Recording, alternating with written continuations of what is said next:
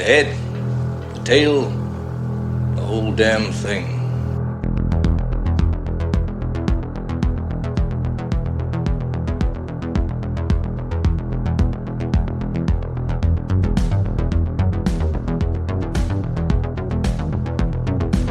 Welcome once again to The Head, the Tail, the Whole Damn Thing, with Mike D. McCarthy and James Knight, your industry professionals.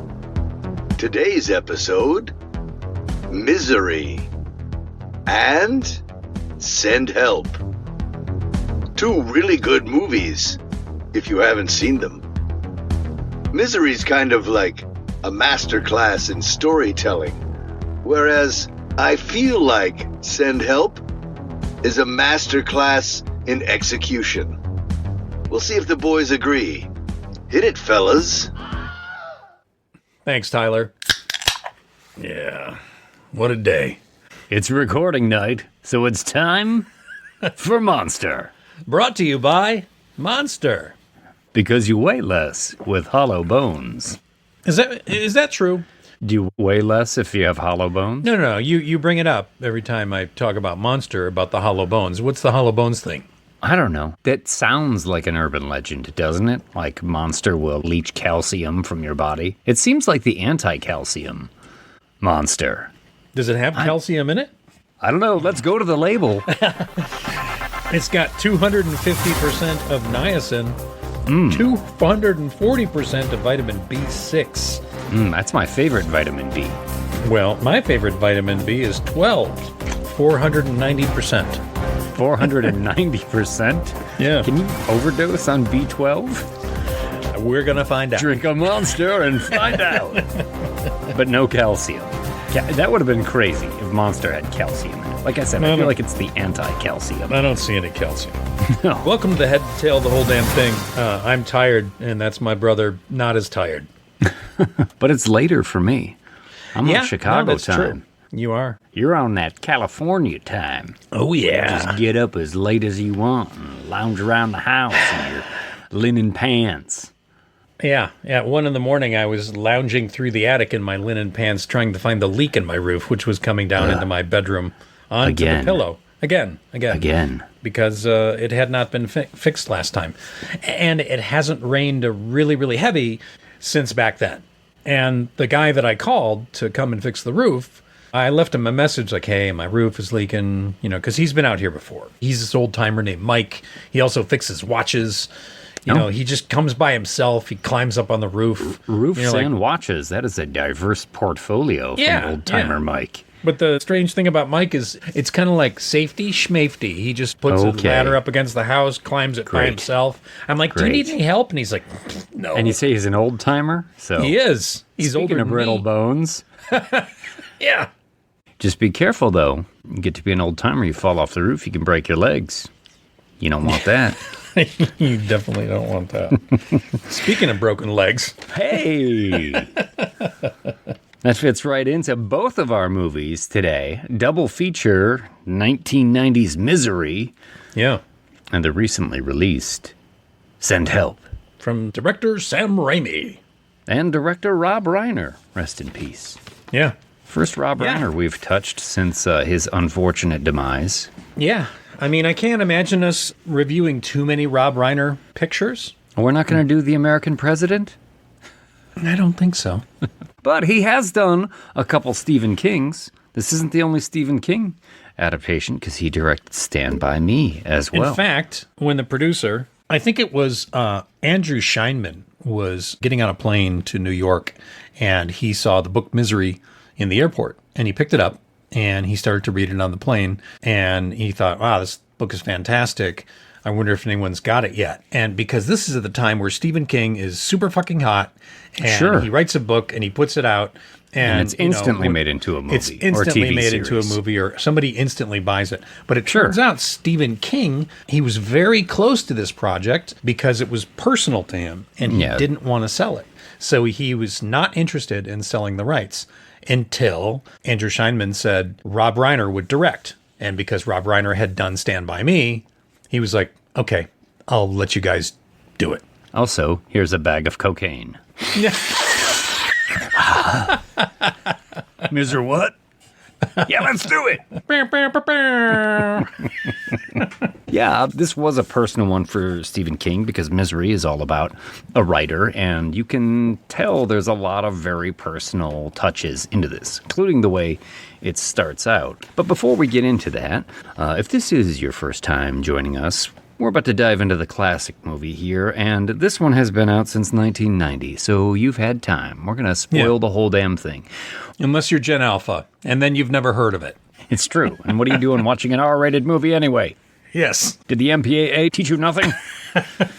But then when we get into Send Help, we will give a spoiler-free portion of the review and talk about that before we head into the lobby one more time to come back and spoil the whole damn thing. Yeah, this is 2 Stephen Kings in a row. Yeah. For us. It's like 6 degrees of Stephen King. We did Louis Teague with Alligator, Louis Teague with Cujo, Cujo, Stephen King, Misery. Yeah. What's the next one going to be? We just said we weren't going anywhere with Rob Reiner, so I don't know. Yeah. I mean, we did inject a little love in between there.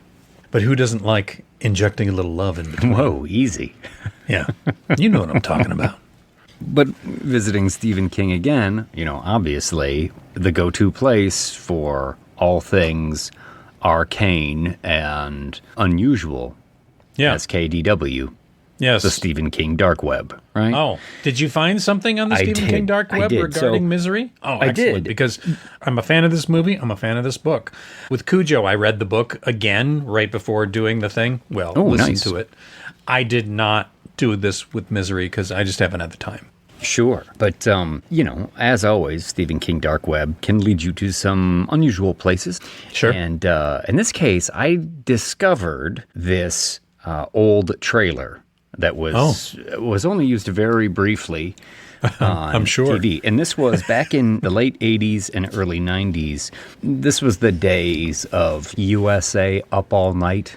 Remember? And TNT, they were showing softcore, kind of suggestive movies. Hard bodies. Yeah, 976 commercials. Oh, yeah. Party line and all the commercials were all geared towards that young male demographic. But around that same time, Lifetime television for women was trying to compete for those advertising dollars. So late at night on Lifetime, they would do a lot of romance movies and cheap B-movie bodice rippers, the kind of stuff that you would see from Paul Sheldon novels. Paul Sheldon being the author in Misery. The Misery Chastain novels, sure.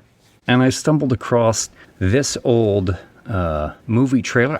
It might have even been from like a late night Lifetime for Women movie review show.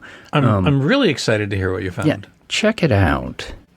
A love story stitched together with broken bones and breathless devotion. Misery is a scandalously tense chamber piece directed by Rob Reiner and born from the wicked imagination of Stephen King.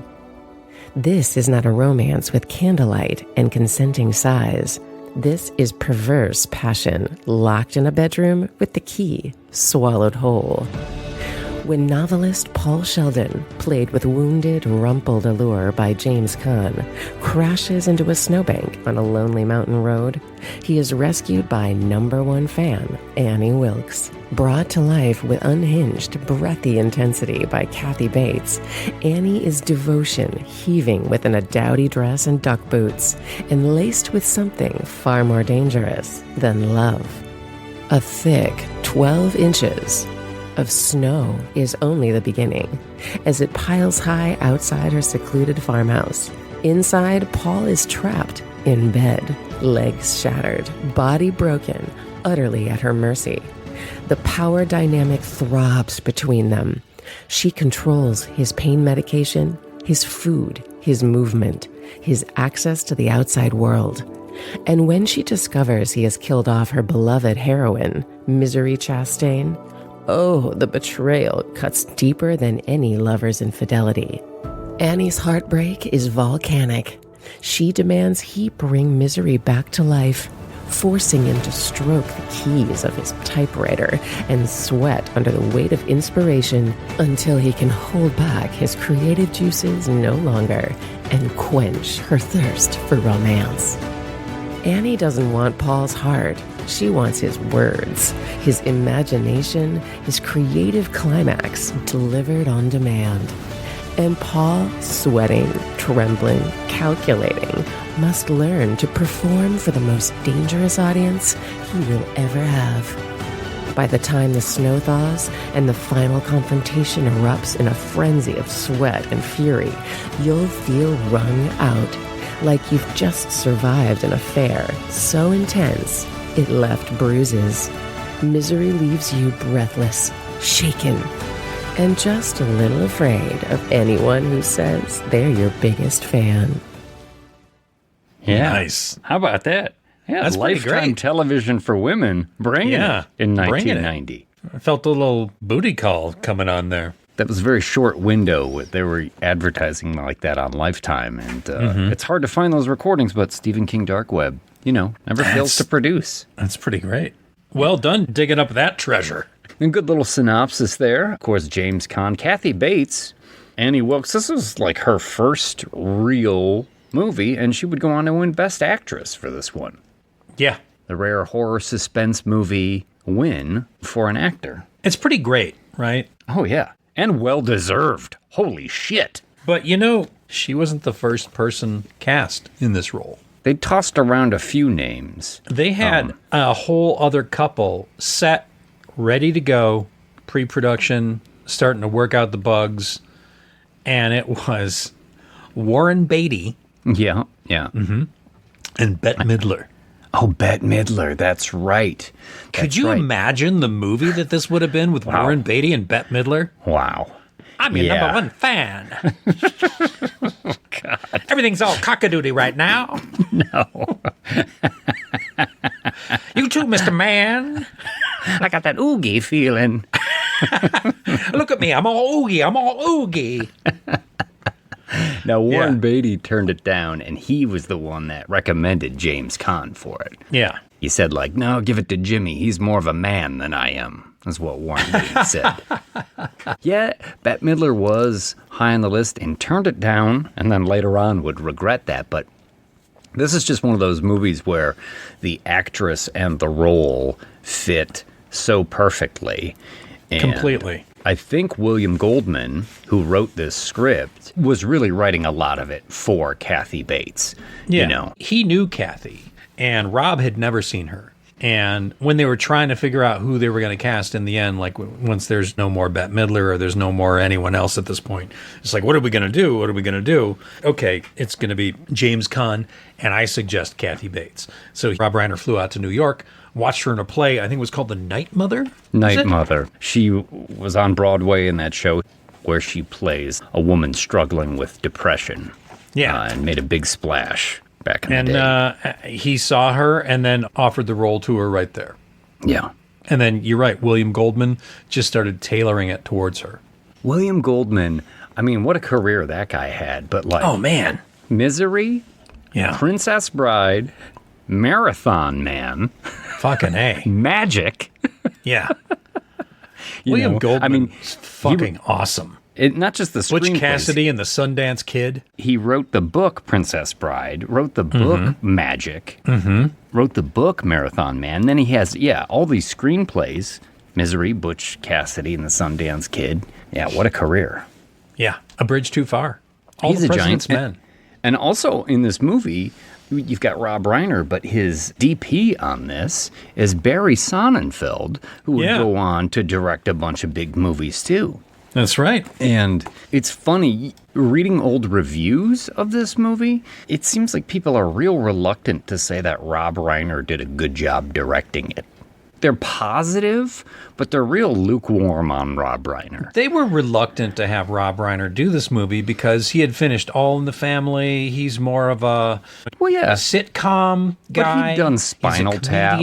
Sure. He'd done Stand By Me already. He just had never done a horror movie like this or a suspense movie like this. Or so they doubted a thriller. I mean, Stand By Me is not really a thriller either. Yeah, but once you see Misery, this movie is great. It is well directed. I don't know why they didn't come around and be like, wow, Meathead can really direct a tense movie. Do you know what I mean? Yeah.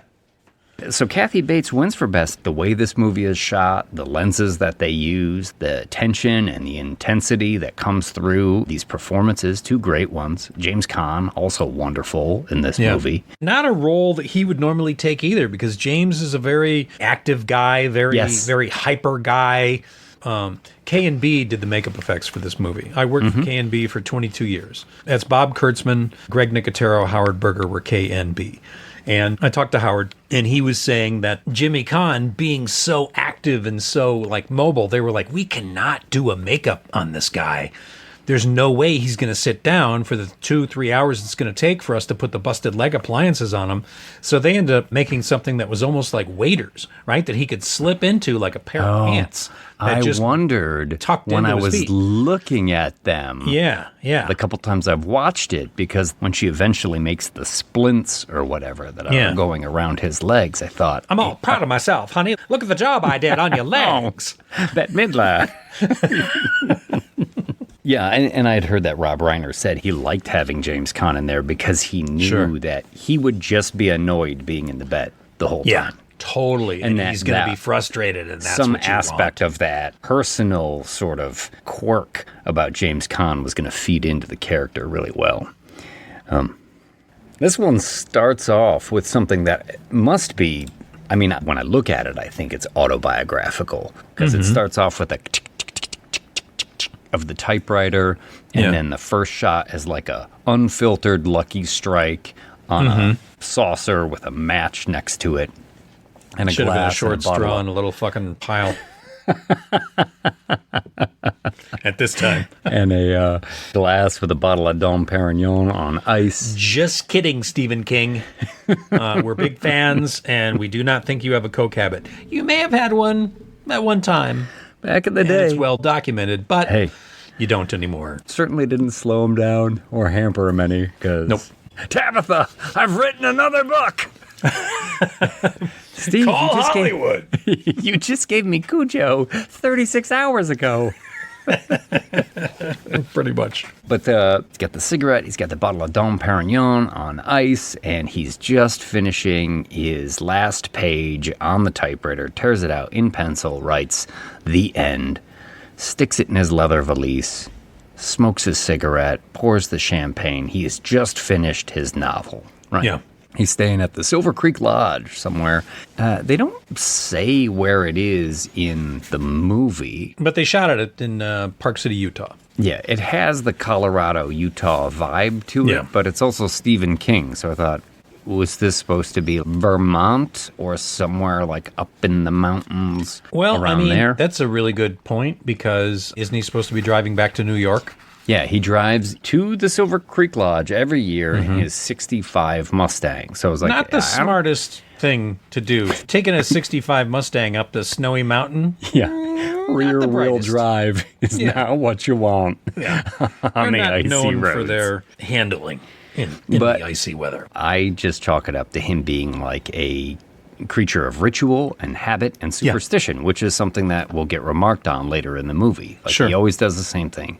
Same car, same place, same method, same cigarette, same bottle of Dom Perignon, and he is out. He digs his car out of the snow and begins to drive down the road.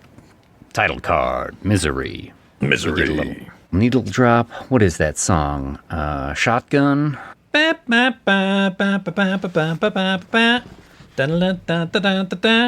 don't know. Keep going.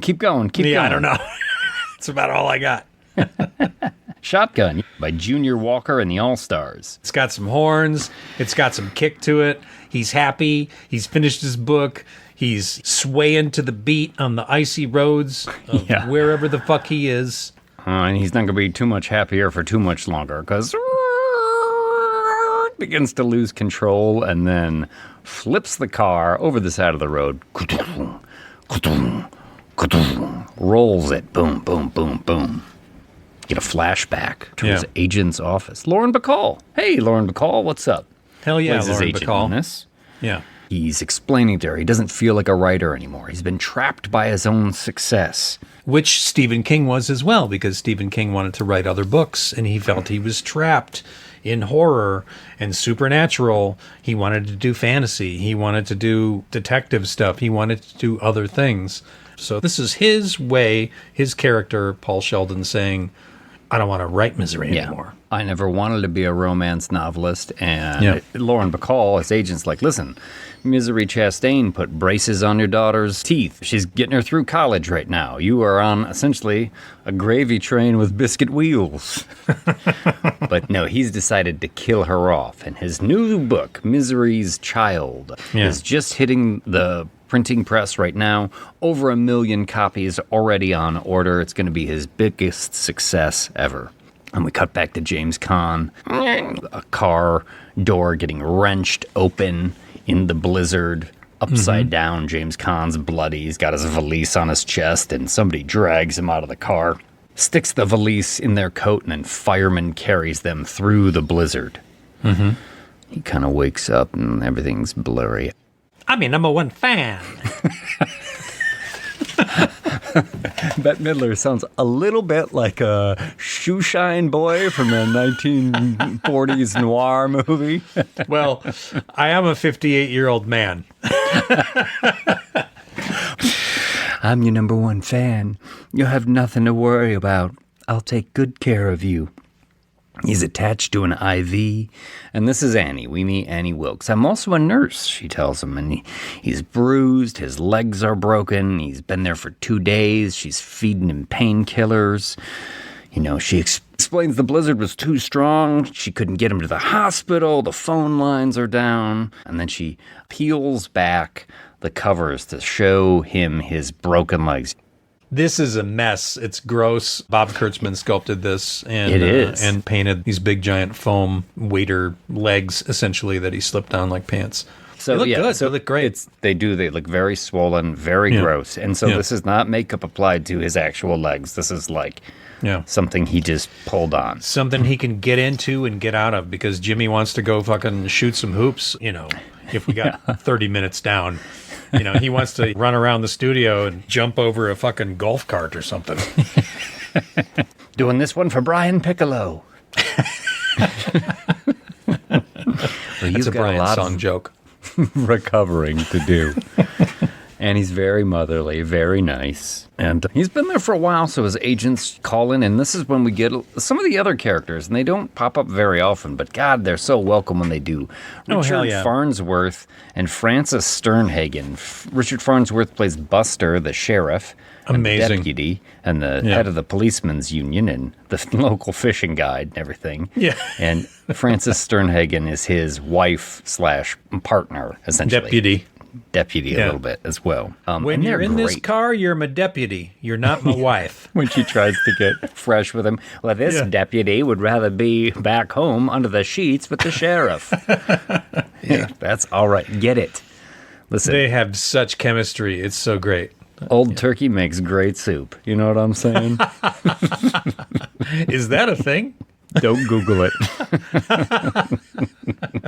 But the agent's looking for him. And throughout the movie, Sheriff Buster, Richard Farnsworth, will prove himself to be a pretty able detective. Almost too able at some points. I'm like, wow, you're really reaching out there and uncovering some very hidden clues. Yeah. But, like you said, their scenes between him and Frances Sternhagen are always awesome. Yeah. They have great chemistry. Cut back to Annie shaving Paul. And he's still very grateful. I'm lucky I found you. Oh, I don't know, she says. I knew you were staying in the lodge. I know you go up there to finish your novels. Sometimes at night, I'd wait outside and look up at the light in your window and wonder what wonderful words you were putting on the paper. What? No. Yeah, Mark Wahlberg. It's the first sign, like, that's a little weird. You're just sort of like hanging outside, peeking in the window. I had no idea. Yeah. Yeah, it's the first sign that she's a little bit creepy. And it will soon get ratcheted up as she's asked to read his new book, which was in the valise, the one that's yet unpublished, the non-misery book. And so when she comes back the next morning, she's like, I just have a little bit of a problem with the swears in it, Paul, with the swears, with the cursing. He's like, oh, it makes you feel uncomfortable. He's like, look, they're slum kids. I was a slum kid. Everybody talks like that. Yeah. I do not. Nobody talks like that. And then she goes into a little bit of a tirade, which is pretty funny. At this point, it's still kind of funny and awkward. Yeah. What do you think? I go to the feed store and say, give me some of that bitchly cow corn, or to the bank and say, here's one big bastard of a check. Now give me some of your Christing money. Yes. Yeah. Profanity has no nobility.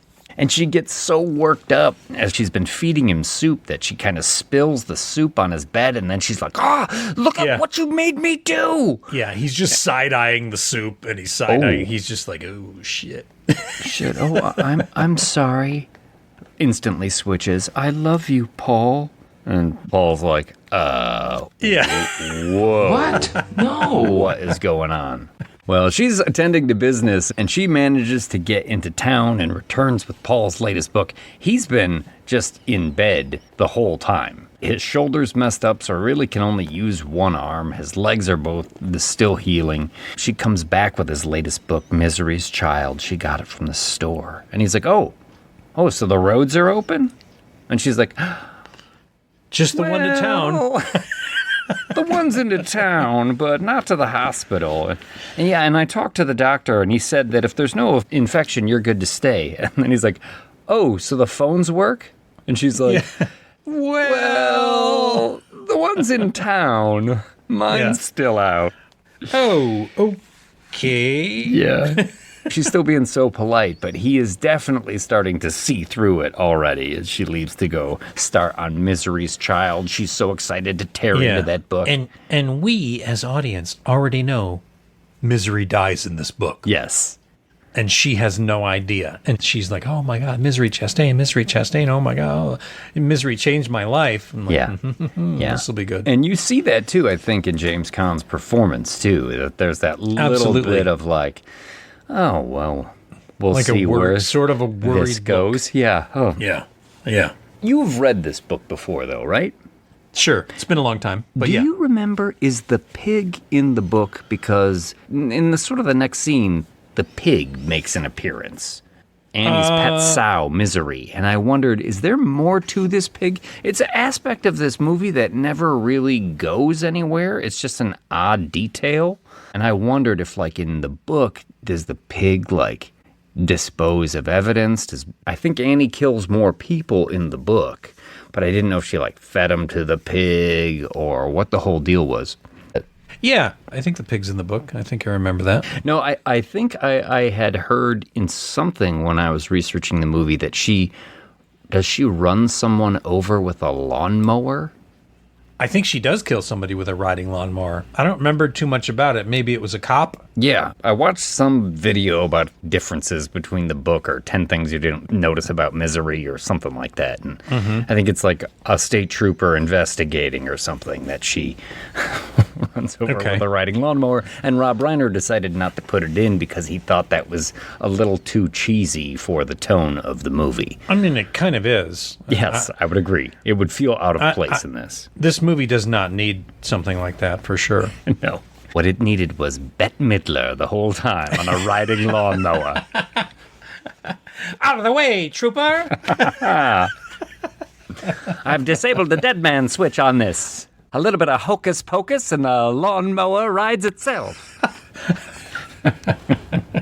And there are so many scenes where, like, Annie is just taking care of Paul, and he's slowly getting better, and she's nursing him to health, and she has this one moment where she's staring out the window, and she talks about her husband leaving her, and she didn't know what to do. She was kind of at sea and all depressed, and then that's when she discovered Misery, and it made her forget all of her problems.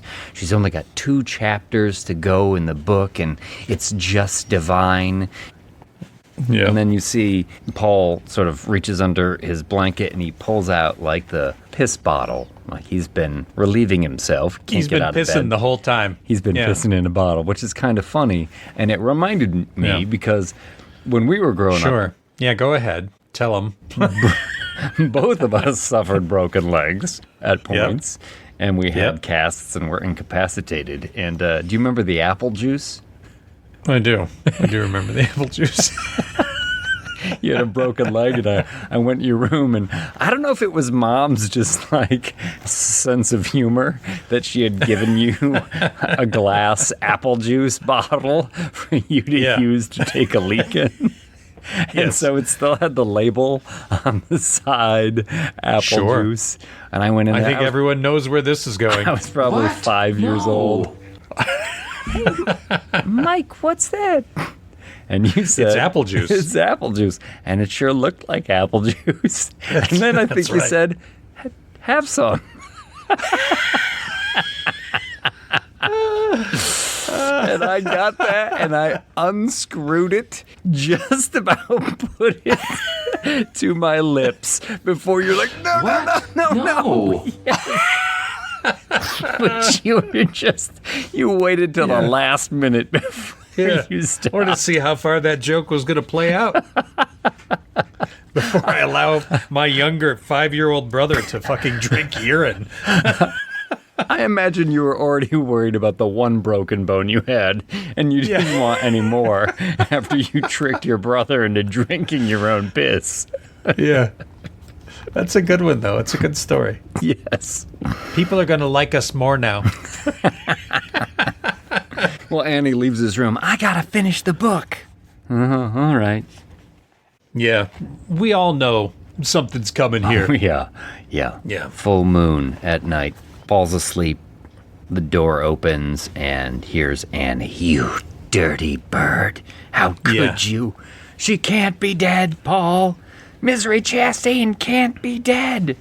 And he's like trying to reason with her. It's like the middle of the night. Annie, it's the 1800s. Women often died in childbirth. And she's like, you murdered her! Just grabbing his chair and banging it up and down on the floor. He's wincing in pain. She's screaming at him. You were the wind beneath my wings. No longer, Paul. And come on, how great would Bette Midler have been in this scene? Oh, God. Yeah. You lying old dirty birdie. It's an interesting thing they do throughout this whole movie, too, just in the way that it is shot, because Paul is in bed for, 85, 90% of this movie. Yeah. So the camera is always looking down on him. Sure. Whereas with Annie, the camera is always looking up at her. And I saw Sonnenfeld talking about, he introduced Rob Reiner just to some of the different lenses. And I think it's like a 21 millimeter or something. Yeah, it was a 21 millimeter lens that's a very wide lens. Yes. And they sort of zoomed in. They get a wide angle, but zoom in tight. So Kathy Bates, who's not a big woman, really, they have that camera angle looking up at her. Her face is huge and imposing and terrifying. They get the music going in this, and she really, in those moments where she loses it, just by the way it's shot, and her performance, of course, becomes terrifying. Really great stuff. Well, because Jimmy Caan is so active and can't sit in the bed and all that kind of stuff, they didn't play against each other very often. Yeah. So a lot of those camera angles, he's not even around. I know. Jimmy's outside shooting hoops with the boys. Isn't that crazy? And Rob Reiner is reading the Jimmy. I keep saying Jimmy. I don't know. That's everybody calls James Caan Jimmy. I don't know if maybe he liked it that way or what, but everyone refers to him as Jimmy Caan. So I'm just going to go ahead and keep saying it. So Rob Reiner's playing Jimmy Caan's lines to Kathy Bates. It's like they would spend half the day, this is something Howard told me, they would spend half the day shooting James Caan's footage, all of his stuff. Yeah. And then they'd spend the rest of the day shooting all the Kathy Bates stuff. Yeah. And all this was on a soundstage in Hollywood because her house was just one set, and the outside is a big trans light, and they had a couple of different versions of it. You've got the daylight version with the snowy landscape behind it, and then you've got the overcast, darker, moonlit version that they would play. And it's just, it covers all the windows. And that is a Hollywood lighting minute. Who is the gaffer and what does he do? There you go. Yeah, I think in the end, I always want to stick around. You always want to stick around for your partner's coverage. You know what I mean? I think so. You can be the one that's there and being a good partner and talking with them. I don't know if it was by virtue of the camera angles that we were talking about and where they had to place the camera that made it weird and awkward for them to be there. I was disappointed when I found out that they weren't there. I will say one thing, though. You can't tell. You never can't know. Tell at all. I was actually very ruined surprised it for everybody. when I found that out. And, when she won the Oscar, the first thing she did was thank James Caan and then apologize for the ankles. So I think they got along just fine, at least in the end. Maybe they did, because thanking someone right off the bat when you get an Oscars doesn't necessarily register animosity to me. No, I don't think there was a problem between the two of them. I think he just doesn't want to lay around in bed and read lines all day. He's got to be up and doing stuff. Yeah, too hyperactive. I saw an interview with him where they're like, "Did you read the book?" And he's like, "No, I did not read the book. We're not doing the book. We're doing a script by William Goldman." Yeah, and he's like, and it's William Goldman, so I knew I would be in good shape. Yeah. Yeah. He doesn't like to rehearse either. You know what I mean? Like, I didn't know that. Yeah, that's also something I remember hearing about that with The Godfather, like the difference between him and I think it was De Niro, because De Niro likes to do take after take after take after take and just keep going. And James Caan is just like, I don't want to rehearse. Let's just keep it real, do it, bam, we're done. On to the next one, But Annie is pissed. She's breaking furniture, smashing it against the wall. You're just another dirty birdie, and I don't think I should be around you.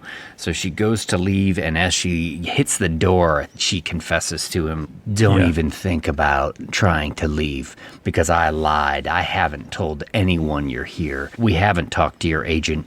The cops don't know you're here. The doctors don't know you're here. And if anything happens to me, you'll be sorry, because if I die, you die.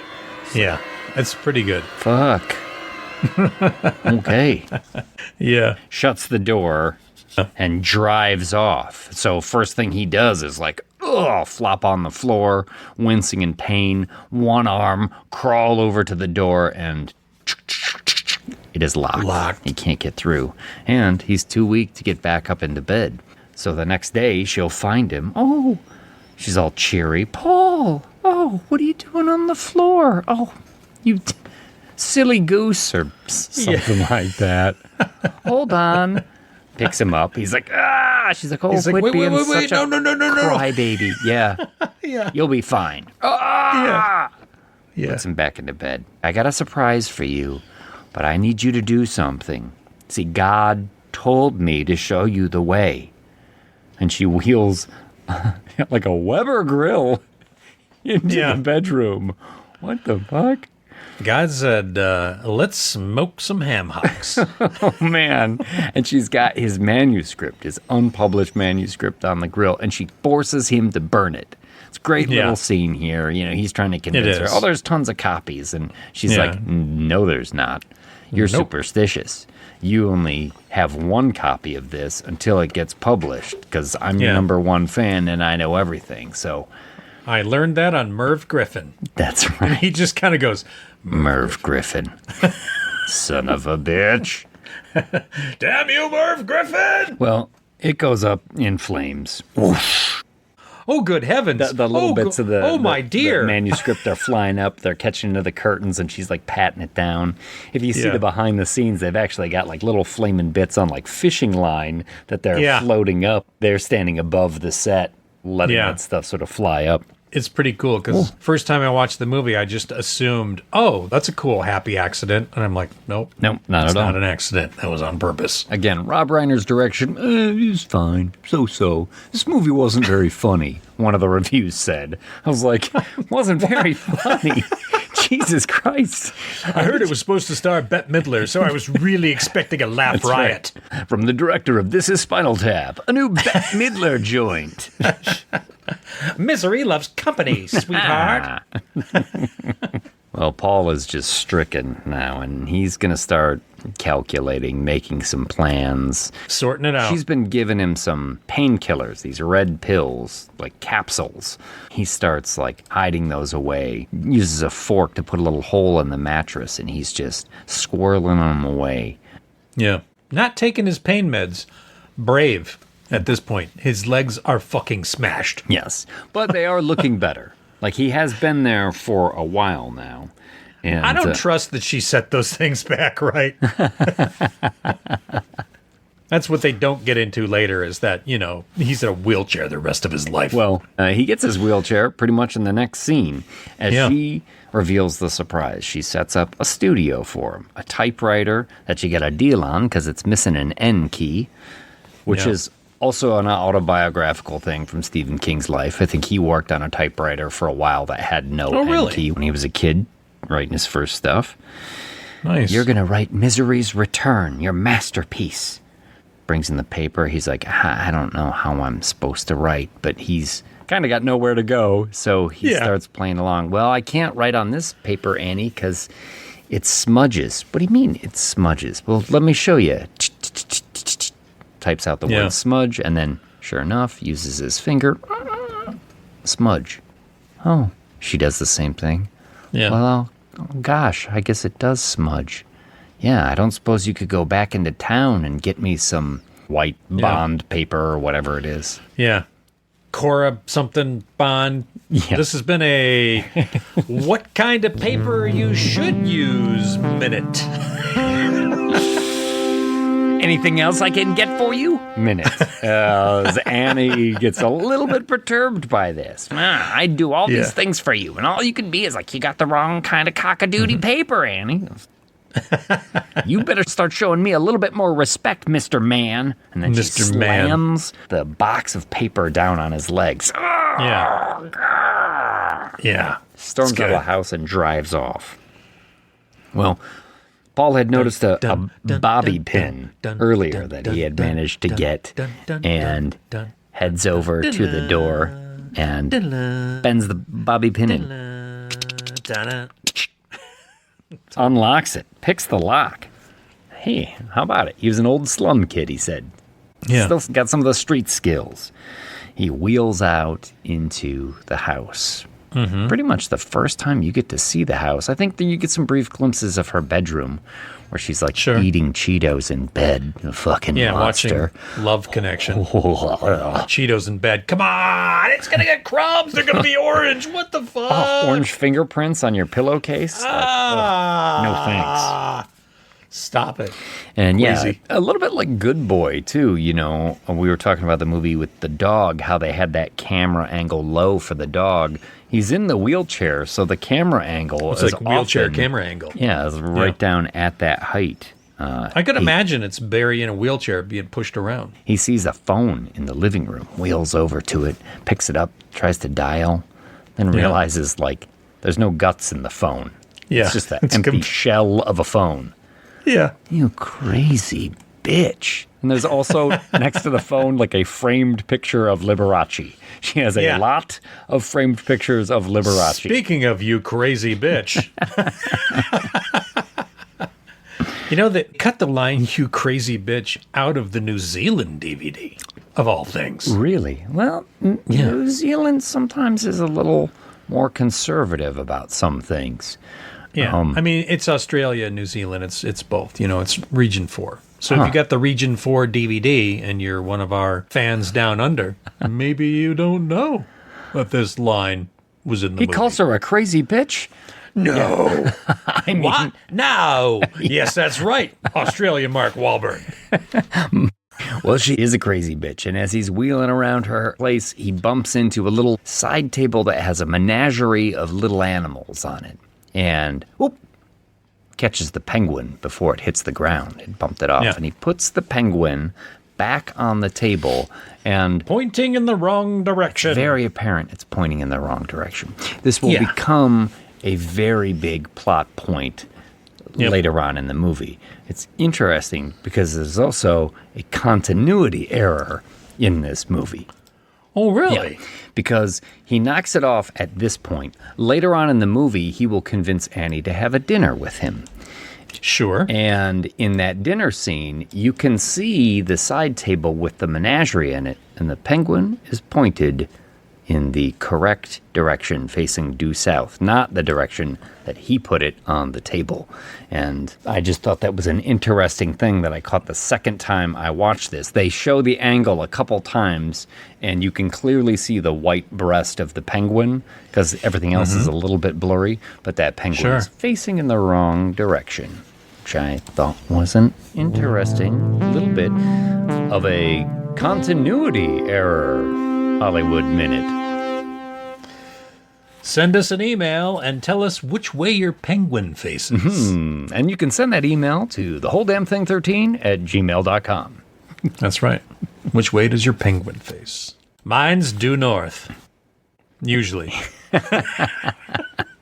He rolls into the laundry room. He sees like a lot of the medical supplies, including the drugs. He grabs like a couple little packages of the capsules and sticks them into his waistband. And this is a really well done scene here in a lot of ways, because we're also seeing Annie driving back in town, buying the stuff, and heading back. And it's almost textbook Hitchcock, where like we know something that the character doesn't know, and that she's getting closer and closer and closer. So as he's wheeling around here and doing these things, again, I think Rob Reiner just does a really good job at slowly ratcheting up the tension. Absolutely. The editing here is fantastic. Oh, yeah. Too. I think this is where the editing really sings in this movie. And I know that Rob Reiner spent a lot of time watching every Hitchcock movie he could get his hands on before directing this movie, because he had never done a thriller before, and he just wanted to kind of be in that world for a little bit. Well, this is a great scene, and it pays off. He makes his way to the kitchen. His wheelchair won't quite fit through, but he sees the back door, so he pulls his legs out. Good physical performance, good physical acting by James Caan here, sort of like wrenching his legs out, getting out of the wheelchair, crawling over to the back door, and then reaching up, trying the knob. That one's locked too. Like, shit. And then as he's sitting there, breathing heavy, recovering, he hears the car like coming down the driveway. Annie. I think she is in an old Jeep Cherokee. Oh, he instantly starts crawling back towards the wheelchair, gets himself back in there. He's wheeling down the hall, trying to reset everything. Oh, that door was open. He's got to pull that door closed. Yeah, he has to great scene. Get back into his room as she's walking up the walkway. She drops the paper on the steps, has to get up the paper. He gets back in the room. He shuts the door. He's got to pick the lock again, essentially lock himself back in as she's unlocking the front door. Both of them sort of simultaneously lock and unlock. And then when she walks into his room, he's just covered in sweat. Yeah. Oh, Paul, you're dripping with perspiration. What have you been up to? She goes, your color is so hectic. You're fucking damn right, lady. You know damn well what I've been doing. I've been sitting here suffering. I need my pills, Annie. She's like, okay, well, let's get you in your bed. I need my pills right now. Yeah. He's holding like his waist. He's trying to hide the pills he stole out of the room. He wasn't able to stick them down his pants before she came in. Yeah. Okay. She leaves the room. He stuffs him back in his pants, and she puts him back on the bed. Ugh. And during all this, Richard Farnsworth and Frances Sternhagen, they have been doing some detective work, including a couple of scenes where they take a helicopter out and you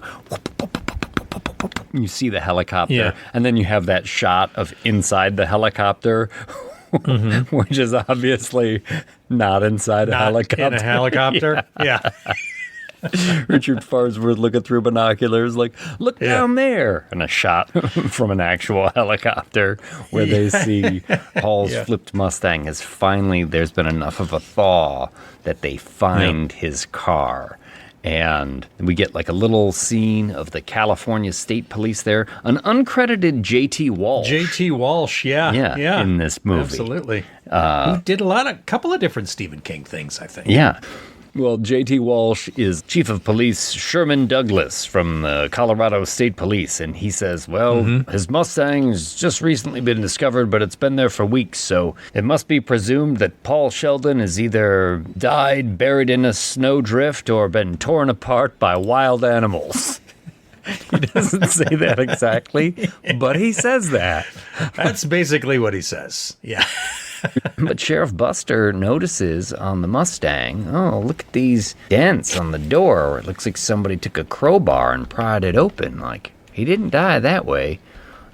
Somebody took him out of here. Not how they're saying. Yeah. Well, meanwhile, back at Annie's farm, Paul has taken all the drugs that he's been squirreling away and a piece of notebook paper that she had given him, and he's made like a little envelope, and he's just broke the capsules apart and poured in all the powder in it. So he's got a little stockpile of this sedative. Yeah, and he is going to drug Annie. He has been working now towards Misery's return. And Annie at first wasn't happy with the progress, but now after, Paul writes this whole scenario where a bee sting allergy essentially put Misery into a coma. And that's why they thought she was dead. And so buried her. And Annie's just like eating it up and positively floating around the room. Yeah. She is at one point. She's dancing. Yeah, and so super excited. The different levels and shades and colors that Kathy Bates gives this character are terrific. It really is a tremendous performance here. And she's just like skipping on air like a schoolgirl. Oh, yeah. Paul, you've got to keep writing. Misery's alive. Oh, this house is going to be filled with romance. I'm going to play my Liberace records all day so they'll inspire you. And he's like, Annie. How many times have you heard that? Thankfully none. Because Liberace is the man, right? Well, I remember the first time I watched this movie, I saw all the pictures of Liberace. I didn't know who Liberace was. So, really? Like, I would see the photo. I was like, oh, that must be like her dad or her ex-husband on that telephone stand. It wasn't until later I was like, wow, she is a Liberace fan. Jesus. This has been a Liberace is a badass motherfucker minute. How many times do you think he was called a badass motherfucker? Probably about as many times as Barry Manilow. You suppose Barry Manilow's ever gotten into a fist fight? And if so, do you think Barry Manilow won? And if he did win, what happened to the guy that Barry Manilow beat up? Oh, that poor guy. He'd never live that down. I was beaten up by Barry Manilow. Oh, Jesus.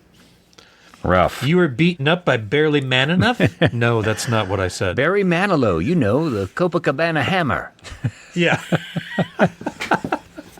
The Copacabana Hammer.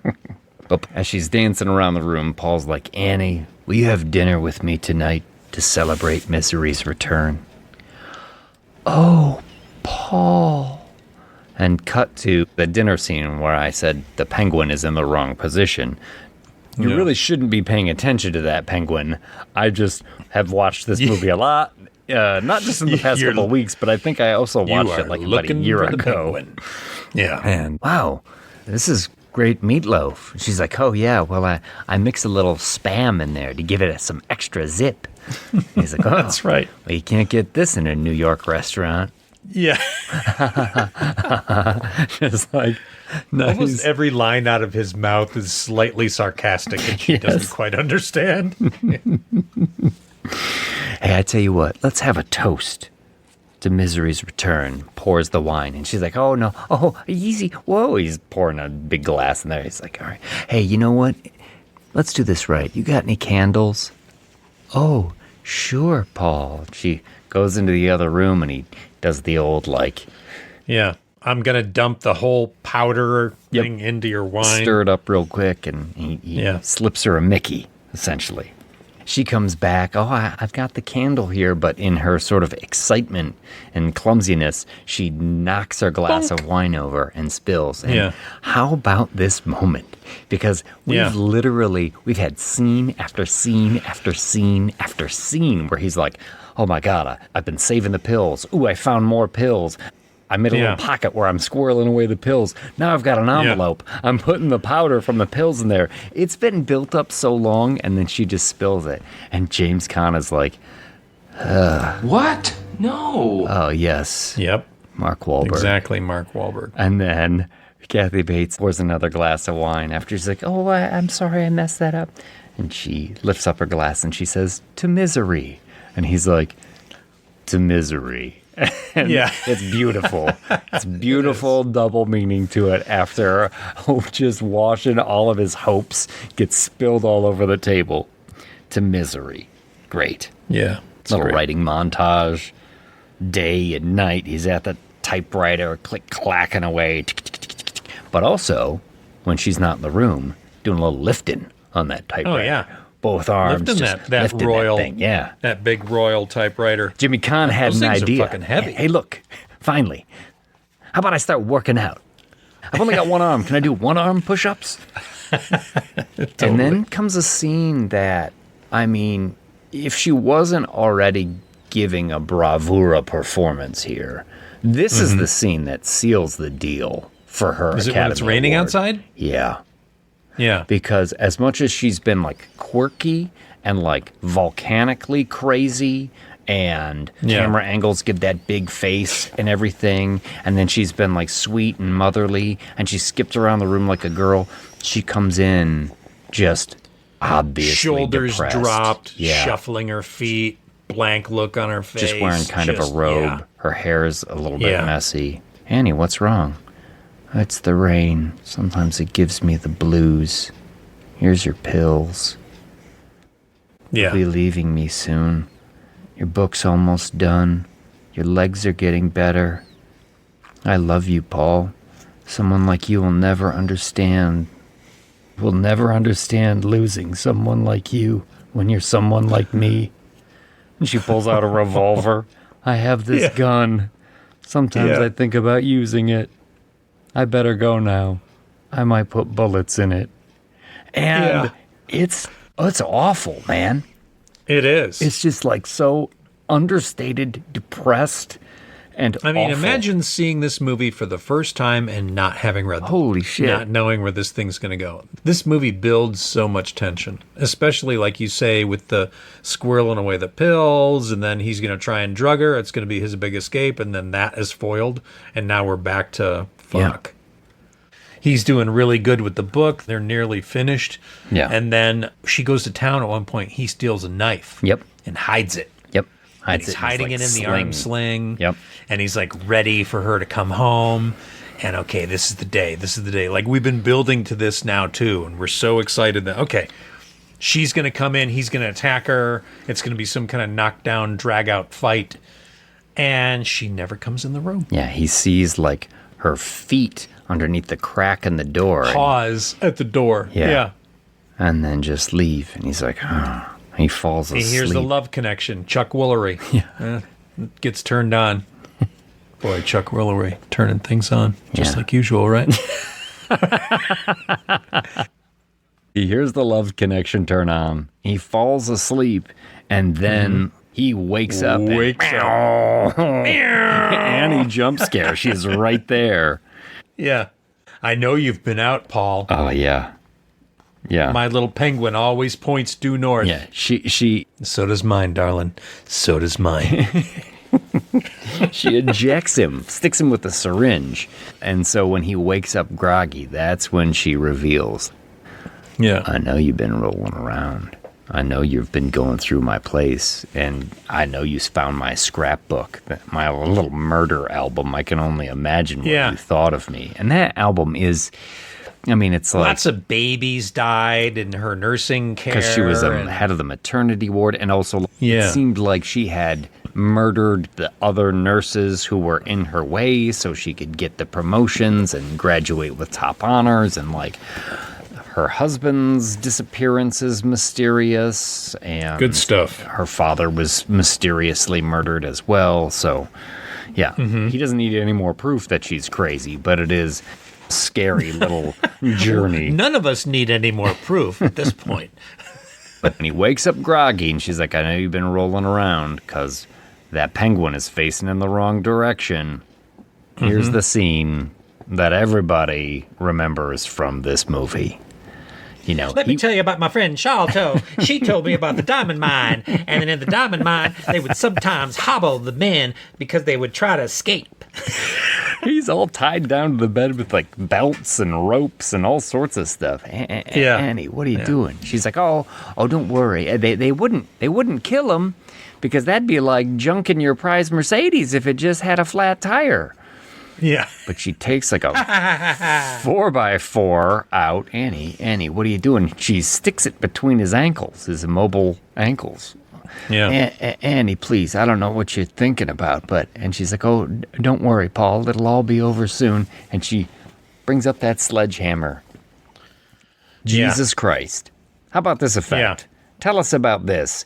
As she smashes his foot and James and you Caan see it sells just the lop shit over. Oh, yeah. God, it's terrible. So it's gelatin legs. This was prior to silicone, right? Nowadays we use silicone when we make fake body parts and fake heads and stuff like this. So the heads in this movie, the legs in this movie, they're gelatin. It's a gelatin skin. Basically, you melt gelatin down, you tint it fleshy tones, you melt it down, you slush it into the mold, and then you run like a hard foam behind it.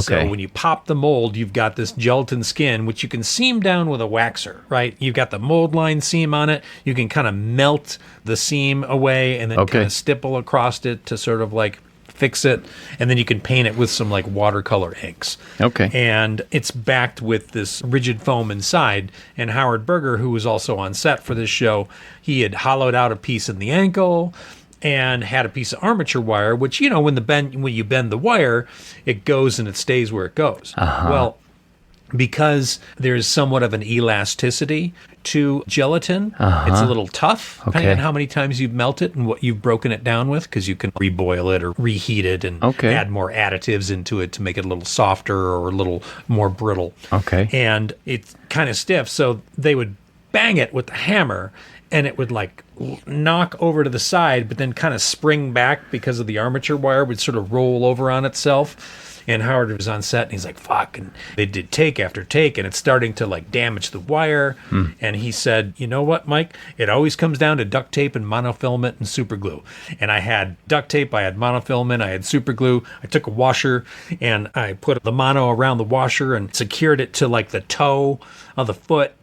And then, because essentially what you mean is the foot just keeps bouncing back, right? And keeps kind of rolling back up. Yeah, so it'd go down and then kind of roll back up. It just looked like a rubber foot at that point. Exactly. So he was like, okay, when she hits it with the hammer, I'm going to jerk it with the monofilament and hold it down into place. And that's the take that you see is the one that's held down with the monofilament.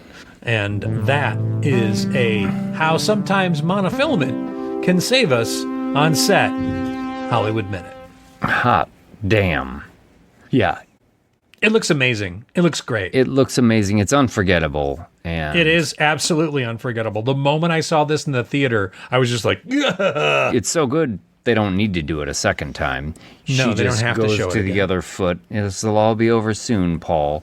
And you see her swing a little bit, and then it just cuts to James Caan being like, yeah. Just screaming in pain, selling it.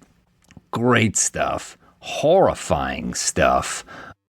I think this is better than the book, because the book, she uses a fire axe and cuts his feet off. Yeah, this effect is undeniable. Undeniable. Well, during all of this, Buster, Sheriff Richard Farnsworth there, has been making some connections, right? And this is one part of the movie that doesn't work so well for me, because he's looking for missing Paul Sheldon. You know, he talked to the agent. He's seen the car. He's reading all the misery books. And that's what doesn't make sense to me. Like, sure. I understand, like, the detective work that he was doing, looking for the car, and all of that stuff tracks. But to think that you're going to read, like, 8 romance novels and somehow that's going to give you a clue about the missing person's whereabouts? That seems a little bit like a waste of time to me. A badass old cowboy like himself, I don't think he's going to give them misery novels too much of a look. I try to not be prescriptive, when I'm talking about these movies, but I do wonder, could they not just have made Frances Sternhagen, like, a fan of those books? Because she is, like, his deputy.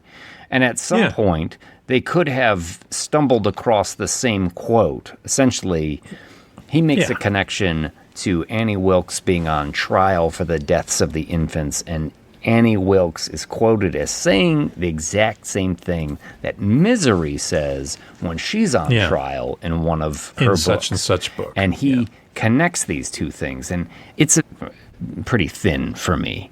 You know what one of my favorite parts with this character is, though? When he is in his office and he comes in, she's picked up the phone, she's talking to some guy, you don't know who it is. He comes in with the Misery books, and she goes, "It's for you," and hands him the phone.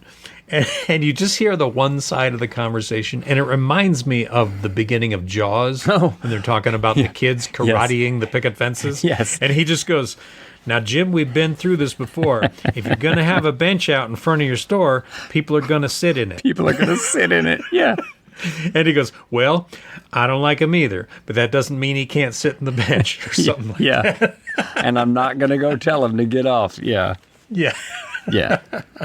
It's those great little character moments between him and Frances that, for me, make those characters and make it kind of a joy every time they pop up on the screen. Because you really need something else in this movie. You've been claustrophobic in this room with Annie and Paul, and it's just... It's basically one room, two characters, except when she leaves and he's sneaking around trying to do something. But I think every time we get to those characters, I fucking love them. Yeah, they are great. They're very refreshing, and they've got great chemistry together. I bought them as an old married couple. Totally. So he's made some connections, and after he sees Annie come into the general store, he goes and talks to the general store owner after she leaves. He's like, "What you been in here buying? Anything unusual?" And the guy's like, "Not unless paper's funny." It is a very Coen Brothers sort of tertiary character here. "Nothing unusual, unless by unusual you mean typing paper." "Oh, typing paper, huh?" Nothing unusual about that. He sort of walks out the door. And he goes to Annie's house. He comes out to the farm, and as Paul hears the truck coming down the driveway, he gets excited for a moment, and then Annie just marches into his room and sticks him with a syringe real quick and starts bitching him out. Like, "I do all these things for you. The last thing you could do for me is cooperate." Like, he didn't even say or do anything. There's a brief moment where he had hope in his eyes, and she comes right into the room and just drags him into the basement. "Oh, stay down there." Answers the door. Oh, gosh, you startled me. I didn't even get a chance to get to the door. Sorry about that. And he asks her, "You know anything about Paul Sheldon?" And she's like, "Oh, sure. I know that he was born in Worcester, Mass. in 1943. And his I know everything about Paul Sheldon. Son of John and Helene Sheldon." He's like, "Well, that's not exactly what I meant. You mind if I come in?" "Oh, sure. Here I am, prattling on." And he starts taking a look around, and she's spinning fast and actually coming up with some really good lies here about how she knows that Paul's disappeared, and God told her that she's going to be his replacement. So she's set up a studio, and she's trying to write Paul Sheldon books, but she really can't. He's like, "Oh, okay." Eventually looks through the house, doesn't see anything, and he starts to leave, or even gets out the front door when Paul, down in the basement, knocks over the grill. Clang, clang, clang, clang. Makes a bunch of fucking Buster noise. comes back in the house. Miss Wilkes, are you okay?" And here's Paul from the basement. "I'm down here. Help." And Buster finds almost a little concealed door to the basement, pops it out. Annie's got a concealed basement door. Yeah. This is odd. It's a cool door. It's definitely a cool door. And he looks down there, and Paul's at the bottom of the stairs lying down next to the grill, and he sees him. Buster, Richard Farnsworth, sees him for a moment. Does he get many words out? Nope. Hardly. Shotgun. Pff, great squib here. Just blows out the front of his coat. Pff, and he falls, boom, face first onto the steps. You see Annie behind him with the double barrel shotgun. Holy Smoking. shit. I mean, when you just talked about how much you like these characters, it always sucks to see this guy die. It does. It does, yeah. And, you know, in the end, he ended up taking his own life. I know, Richard Farnsworth. Is that what you mean? Yeah. Yeah. He was an old cowboy, you know, and he wanted to go out on his terms. Yeah. He's always great in movies, you know, nominated for a couple Oscars himself. The last one, I think, for the Straight Story, that most David Lynch movie. Did you ever see that? My brother's sick, and I have a riding lawnmower, and I'm going to go 300 miles to go see him, or whatever it was. It's an odd movie. I'm very familiar with it, but I've never actually seen it. He's also in The Natural, Richard Farnsworth, with Wilford Brimley. He's like one of the coaches, the managers in the dugout. But after Annie blows him away on the steps, she's like, "Oh, Paul, it's time. We're meant to be together. I've got 2 bullets in my gun, one for each of us." And she approaches with the gun and the syringe, and Paul basically pleads with her. He's like, "No, listen, just give me a little bit more time.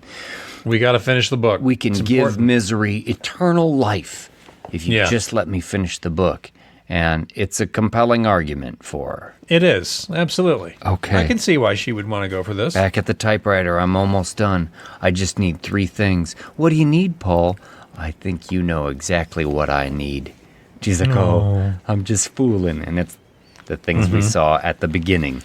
It's a Lucky Dom Strike. Perignon. Yes, Lucky Strike a match in a bottle of Dom Perignon. Yeah. Dom Perignon it is. Yeah.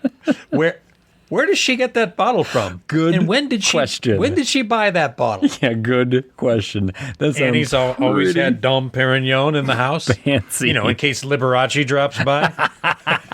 Because he's not going to drink anything else. That's right. Dom Perignon, just in case Liberace shows up. Oh, she comes back and he's like, "Oh, there is one thing, though. This time we're going to need 2 glasses." Oh, Paul. She heads up for a second glass, and he fucking sets the table. He takes the finished manuscript, puts it on the ground, takes the final page of it, crumples it up, takes the lighter fluid that he had taken from the basement when he fell down there. He sprays it all over the manuscript. He puts it on the paper that he's got. He's got the match from the little saucer that had the cigarette on it. She comes back in. She's like, "What are you doing?" This is a fucking great little exchange because he starts hitting all these little plot points, all these little bits of resolution that he knows she's been dying to hear about the identity of Misery's real father and all of these other little things. And he's like, it's all he's just whipping them out. Right here. You want to find out this? Yeah. Do you want to know who she marries in the end? It's all right here. Yeah. And he's got it on that last page, and she's like, "What?" And then he lights that match, puts it on that final page, and throws it on the manuscript at his feet. "No, my Misery!" She screams, goes down there, and he lifts up that typewriter, and blam! Bing! Yeah. Oh, doesn't knock her out, but fucking rings her bell something good. And then she's on the ground, her arm catches fire. Oh. Yeah. Oogie. She gets up. "Yeah, I'm gonna kill you, you lying cocksucker." I mean, how great now is she's this? swearing. How great is that? How fucking wonderful is it? He's in the wheelchair. She just slams his head into the back window. "You lying cocksucker." He digs his thumbs into her eyes. And pushes her back. She falls back on the ground, screaming, blood in her eyes. She pulls out her gun, shoots him once in the shoulder. Yeah. And then he just wheels towards her, rollerball style. Rollerball style. Yeah, totally. Tackles her. Tackles her. Knocks the gun away. You want misery? Just grabbing the ashes and just eat it, stuffing you them sick, in her mouth. twisted fuck. Yeah. Oh my God. Ooh, she knees him in the groin. Ooh. And then as she's trying to run past him, he uses his arms to swing his legs around and trips her, and she falls. Yeah. And ka-donk, head Bing. right on the typewriter. Yeah, changes the page. Yes. Hits enter, return. More than just the N key is broken now. Yeah. And you do get a little dummy head hitting the typewriter. Oh, totally. But you know what? This looks like a dummy head when it hits it, but you don't notice the other dummy heads that are used in the scene. Stuffing I the didn't. burnt paper down her throat. That's there are 4 different dummy heads in different expressions, with the mouth open, with the mouth slightly closed, Excellent. with the eyes open, with the eyes closed. And they're all used throughout this whole fight scene. It is a great. terrific fight scene. It is a terrific fight scene, and guess what? It ain't over. Because he starts crawling out towards the living room, and jump scare. She's not dead yet. She jumps on him. There's more struggle, and he's like reaching for. It's like a old-timey iron that has a pig in on the it. Shape of a pig. Yeah, like the handle's in the shape of a pig. It's like a Monopoly piece, only huge. Yes. Now, I think it really is like a vintage iron, but it looks like it's being used for a doorstop or something. Mm-hmm. But he just picks it up and ka-donk, hits her on the side of the head. Oh, and then ba-bang, just like a face full of pig iron. Ka-thunk, fatality, puts her out of his misery. Fatality. Terrific. She collapses in a heap on top of him. And we cut to Paul with a cane entering maybe the Plaza Hotel in New York City for a lunch with his editor. I don't buy that those legs still work anymore. Oh, man. The way she crushed him with the 10-pound sledge in the ankle bones to, hobble him further. I don't know, man. I don't think they're putting that shit back together. Yeah, I don't think so. He's just like walking on bags of marbles and broken glass. Yeah. Oh, Paul, your new book is getting raves, says Lauren Bacall. He's like, well, I'm glad the critics and the fans like it, but I wrote it for me.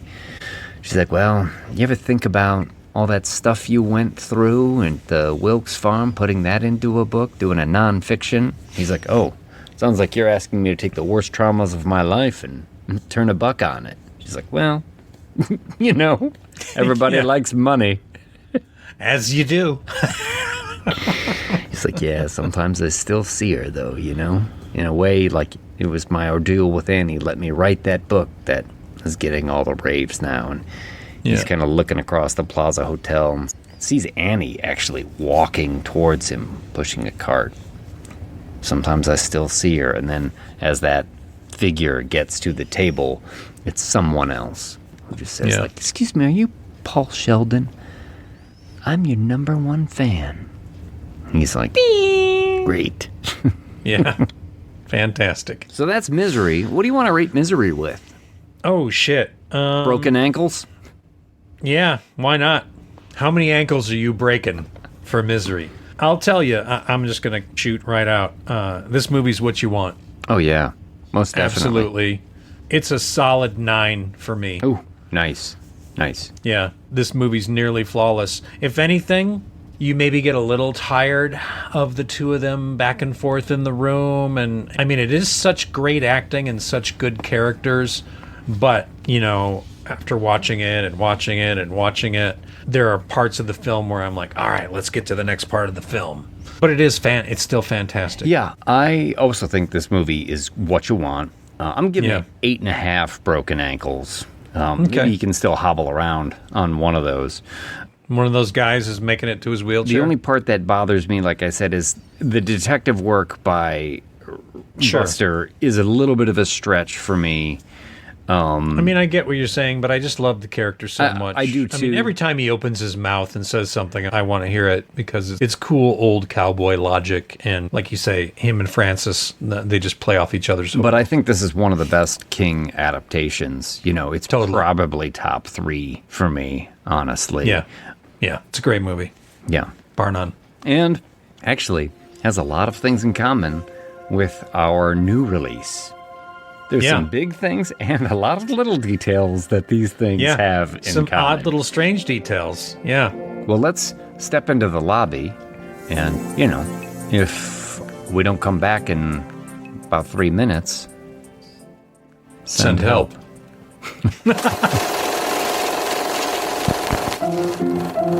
Let's all go to the lobby. Let's all go to the lobby. Let's all go to the Viva to get ourselves a treat. Especially things to eat. The popcorn can't be beat. The sparkling drinks are just dandy. The chocolate bars and the candy floors. Let's all go to the lobby to get ourselves a treat. Let's all go to the lobby to get ourselves a treat.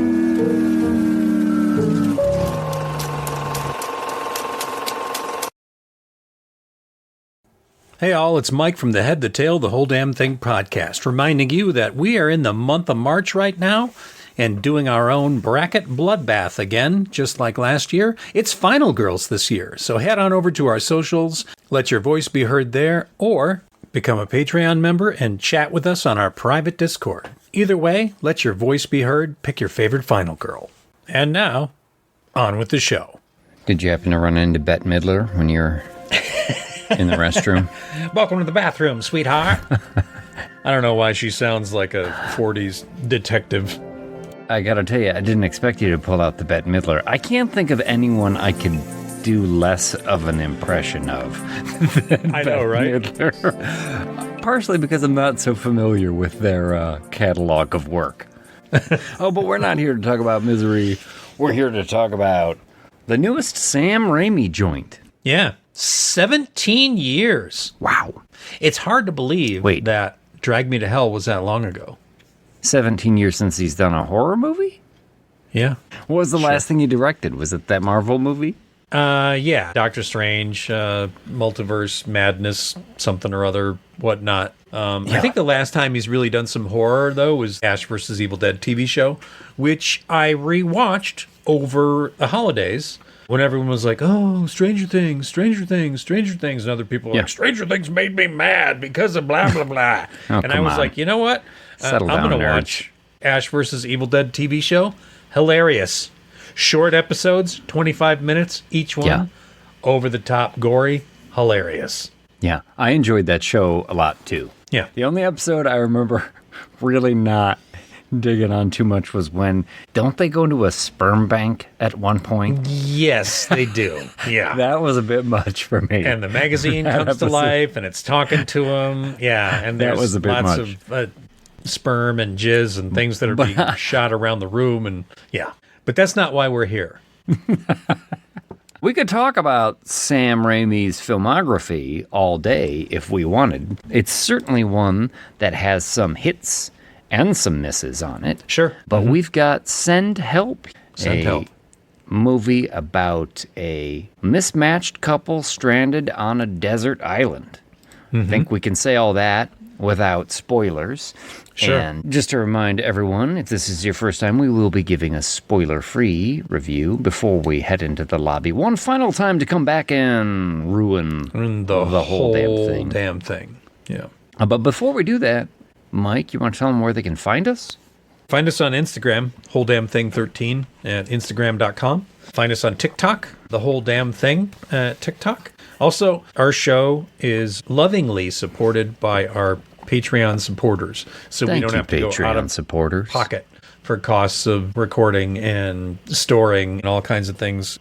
And there's tons of fun things at the Patreon, many different levels you can join. You also get to chat with us on our private Discord, and you're only going to get that if you join the Patreon. So whole damn thing at patreon.com. Click, like, subscribe.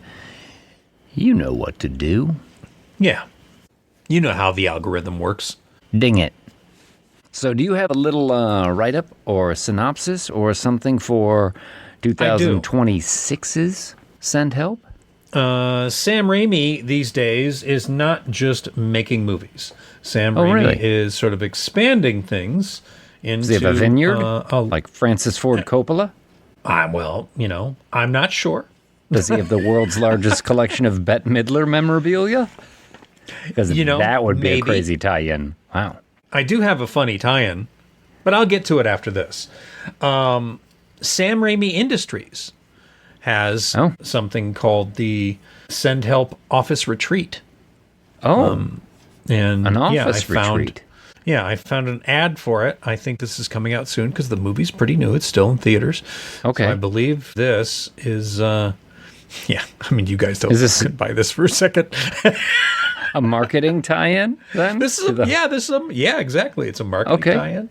So if you're interested, Sam Raimi Industries Send Help Office Retreat. Let's listen to the promo. See what it is. Okay, sure. What? No. No, Mark, I would like to. Please. Feel like your office staff needs a revamp? Does your cubicle mate have trust issues? Well, welcome to Sam Raimi Industries Send Help Office Retreat, where you'll be forced to team up on a dangerous deserted island with Linda from accounting. Actually, it's... Fantastic then. No self-service, no escape, and no mercy. Our week-long retreat is filled with team-building exercises designed to push you to the brink. Think you've got survival skills? Think again. Will you try to keep your food down or reverse engines during our rousing game of edible or mild poison? You'll stumble your way blindfolded through the obstacle course of Fish Head Mini Golf. Ew. That's right, Linda. Actually, it's... Fantastic. You'll marvel at the cliffside trail to thorny poison bushland. You'll be terrified during wild boar hunt, where you'll stalk a live, vicious, man-eating boar with a homemade weapon. Like a pointed stick? You get the idea. Want a pet monkey? I do. Not here. Here there's only snakes, rats, venomous spiders, and wild boars. What are we gonna eat? Good question. You'll enjoy our gourmet survival rations. Like grubs? Exactly. Ew. Don't worry, Linda. Also roasted bat, raw squid, crunchy frog, and peanut butter and jellyfish. From office politics to survival politics, you'll learn how to navigate both. Just remember, in this game, it's every employee for themselves. Join us for Sam Raimi Industries Send Help Retreat, where the office is a jungle and survival is mandatory, or you won't live to see the credits. Will you rise to the challenge, or will you become just another statistic of the annals of corporate horror? What do you say, Linda? Are you game? Actually, it's... Fantastic. Send help, because sometimes the only way to survive the office is to leave it behind. Forever. Bruce Campbell in a 1973 Oldsmobile Delta 88, not included. No. Nice. Did you say the annals of corporate history on there? I don't know that I said that. That would be weird. Might have to take a second listen. Put my ear to that one more time. Why would I say annals? That doesn't make sense. Bruce Campbell and the 73 Oldsmobile not included. Well, the 73 Oldsmobile I didn't see. It is in there. Is it? It is. When she's upset and she goes to the parking lot, over her shoulder in the parking lot, there we Delta go. 88. And Bruce Campbell, although he's not in this movie, there's a little bit of a cameo in there too. Yeah. If you're looking closely. Absolutely. Send Help, directed by Sam Raimi with Rachel McAdams and Dylan O'Brien. I mean, just like Misery was pretty much the two of them the whole time. This is pretty much the two of them for most of the whole time. Movie. Yeah. Yeah, no, these movies have a lot of similarities. They do. And we'll get into it when we get to the spoilers. But the first similarity I want to touch on that's not a spoiler is that Sam Raimi and Kathy Bates lived together. Did you know that? No, I didn't. Yeah. Sam Raimi lived in a house with the Coen brothers and Frances McDormand. Okay. And Kathy Bates moved in with her boyfriend at one point. And Bruce Campbell lived in this house at one point. Holly Hunter lived in this house at one point. Yeah, I knew they lived with Holly Hunter, but wow. They just had a revolving door of people, huh? Yeah, and Kathy Bates was a horror fan, and Kathy Bates wanted to be in Evil Dead 2. And Sam was like, yeah, I don't know. And if you remember the character of Bobby Joe in Evil Dead 2, the tough, trash-talking chick that's with the hick. Okay. That was supposed to be Holly Hunter. And Kathy Bates wanted that role. Really? Yeah. That was going to be Holly Hunter? Yeah. See, if Holly Hunter was going to be in Misery, I could have done a Holly Hunter impersonation all day. Bette Midler, I got nothing. Well, Holly Hunter, all you got to do is not move your jaw when you talk and have a little bit of Texas in there. Hi. Yeah. I want me a baby high. See, I could have done Holly Hunter. Wow, that's a good connection. Hell yeah. Holy shit. This has been a Who Lived with Sam Raimi minute. But without spoilers, I mean, there are things that are revealed in the trailer of Send Help that you can instantly see connection to Misery 2, right? Mm-hmm. Broken leg. Yeah, the broken leg, and she will be taking care of him on the island as he convalesces, right? But this is largely, it's Rachel McAdams playing a sort of frumpy, passed over, frustrated corporate executive. Somebody who's just spent their time doing everybody else's homework, constantly passed over for promotion. Yeah. And just because she's not one of the cool kids. She's as much not. as she tries to be one of the cool kids, she's not one of the cool kids. They don't think she's got it. Yeah. Doesn't fit in with their idea of success. And so... Well, she doesn't play golf. is what they'll say, right? Yeah, yeah. But as is shown in the trailer, they will take a somewhat unscheduled corporate retreat on a desert island where her survival skills will come into play. And they will have to try and help each other before they kill each other. Yeah. It's a deadly game of cat and mouse. I mean, if you're a fan of Sam Raimi, this has a lot of his fingerprints on it. It's got a lot of notes of Raimi, sure. Certain camera angles, certain way scenes unfold. Quick zooms, gore, and some over-the-top gore. Yeah, splattertastic effects, pouring it on at times, excessively, I would say. Oh, absolutely. And yeah, like you said, the camera angles, the way the camera whips around or zooms in quickly. And honestly, for me, sometimes to its detriment. Like I do enjoy Sam Raimi, but sometimes it's so Sam Raimi that it takes me out of the moment a little bit. If you understand what I'm I do understand. And I will tell you, I saw this twice because I used my Regal Pass. I'm trying to get Regal to sponsor us. Thank you, Regal. Thanks, Regal, for the Regal Pass. I paid for it. Whatever. Yeah, but you were saying you saw this movie twice. I saw this movie twice. First time, did not like it as much as the second time. I'll be honest. Okay. First time, I felt a little let down. I felt like, oh, is this the triumphant return of Sam Raimi? Because not so much. But everyone's like, this movie's so great. This movie's so brilliant. I'm like, what am I missing here? Was I maybe not in the right mood? I took Grace to see it. And I was like, okay, I like this movie a lot more. Okay. Interesting. I only got a chance to see it once. It is a 93% on Rotten Tomatoes right now. Yeah. Misery is only like an 85, something like that. Misery is 1,000 times better. Maybe not 1,000, but many times better. Yes, because I have problems with Send Help. I do think a lot of it is good. I really enjoy the setup, the first, I would say, 3/4 of the movie. Then it falls into, I would say, some predictable territory. Sure. And it ultimately, in the end, just some questionable choices. I still enjoyed it. Yeah. But I was not surprised by anything in this movie. You know, some people will be like, oh, that was a twist I didn't see coming. I saw everything coming. Yeah, I would agree with that. I think the trailer gives you a great idea of what this movie is. Probably too much. I don't think it gives everything away. But yeah, if you go in expecting a lot more or some big twists, in fact, I would say sometimes I was wanting a little bit more character development. in this movie, and it never really came to fruition. Sure. In a way that I was hoping might steer the story in some different directions. Mm-hmm. But Rachel McAdams is charming, as she always is. I always like her. I'd never really seen Dylan O'Brien in anything that I can remember, but he does a great job being this entitled, needling douchebag with a capital D and a capital B.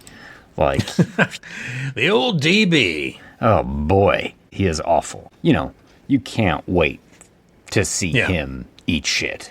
But anyway, he's very good. Mm-hmm. I enjoyed him a lot, which is great. And they work with each other really well. I saw plenty of interviews with them, and they have good chemistry. They seem to like each other. I think that comes through in this movie, even when they're hating each other. Interesting thing, too, is this movie has a lot of survival elements to it. And they had a woman, her name's Kai Furneaux, who is this Australian survivalist that was on set all the time to show them the proper techniques of how to build shelters, how to collect water, how to make fire, how to make spears, all of this stuff. And that's something I really liked about the end credits, was showing the little diagrams for how to create fire and how to build a lean-to. Yeah, that was cool. Mm-hmm. Rachel McAdams was talking about Kai Furneaux, and she said she was always there on set. So when they were doing particular scenes, she'd be like, am I holding the spear right? Or how should I work these certain elements?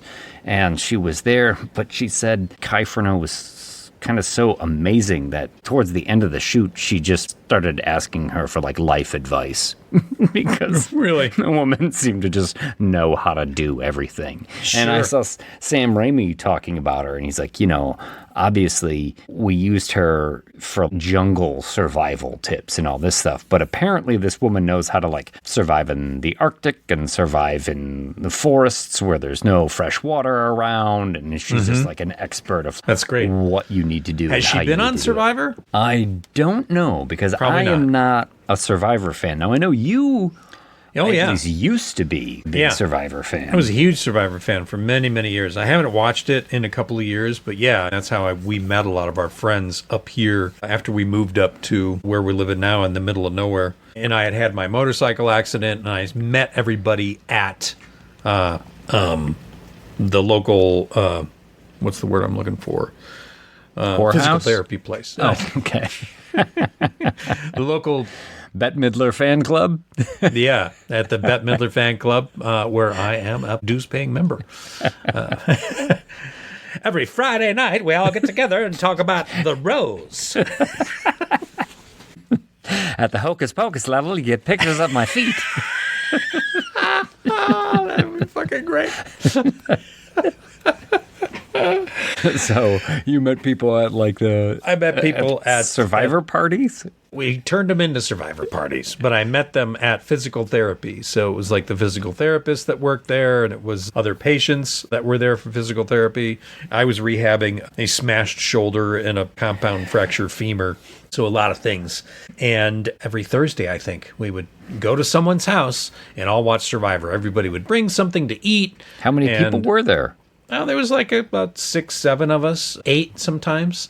And we just, for season after season after season, or about 3, 4 years, Let me ask you a question, though. As you continued with this, was there ever a point where you're like, it's a great core group of 8 people, but then you were like, Jerry has got to go. And so as a group, you all got together. Vote people out? Yeah. And then you would be like, you can't come to the Survivor party anymore. Don't tell Jerry we're switching to Tuesdays, and we're going to be over at so-and-so's house. Yeah. Hey, are you guys still watching Survivor? No, Jerry, we stopped. Yeah. Did that ever happen? No? I don't think so. Yeah, so I don't know if Kai Furneaux was ever on Survivor, but she seemed like a guru. They were always asking her, except for Dylan O'Brien, who played the guy who really didn't know how to do anything, and he just... He wouldn't want to know attention. how to do anything. Yeah, he was no. As Rachel McAdams was learning how to do all this stuff and all excited about getting to do it. That works he was perfectly for both their characters. I'm going to be over here. You have fun. Have fun stuffing your coconut fibers into a branch canopy and setting it on fire. Yeah. Should we go into the lobby and come back and spoil the whole damn thing? Yeah, but first we gotta rate it. Oh, shit, that's right. What should we rate Send Help with? That's a good question. How about a pointed stick? Yes. A pointed stick was mentioned in the Send Help promo. So, yeah. How many pointed sticks would you give Send Help? I'm going to give it 7 pointed sticks. I think it's a good movie. I think it's fine. It doesn't carry all the way through. Sometimes Sam Raimi gets a little too Sam Raimi for me, but largely on the chemistry of its leads. I think it's good. I think it's fun. I wouldn't necessarily call this movie what you want, but I did enjoy it. Yeah, same here. My first watch through, it was a 6, and I wasn't as impressed. My second watch through, when I took Grace, I was like, you know what? This movie's a little bit better than I thought it was. And I gave it a 7. The first time, nothing surprised me. The second time, I just enjoyed the ride, knowing all the things that were coming up. And just sort of like looking for little clues and little character nods and stuff like that. So enjoyed it better the second time. I give it 7 pointed sticks. Well, I'll be curious to hear what you say when we go into the spoiler section here, because in terms of like little character nods and things like that, that's where the movie trips over itself a little bit. But yeah, let's head into the lobby. And if we're not back in 3 to 5 minutes... Send help? Again? Can I make that joke twice? No. Fuck it, I just did it. Send help! What is it? Hey, why it's Buttercup popcorn. Add sweet butter to hot popcorn. Mix it up, wrap it up. Buttercup is born. It's delicious. So nutritious. It's a taste delight. It's so munchy. Crisp and crunchy. You'll enjoy each bite. Eat butter-drenched Buttercup popcorn at its best. Served in a king-size cup. It beats all the rest.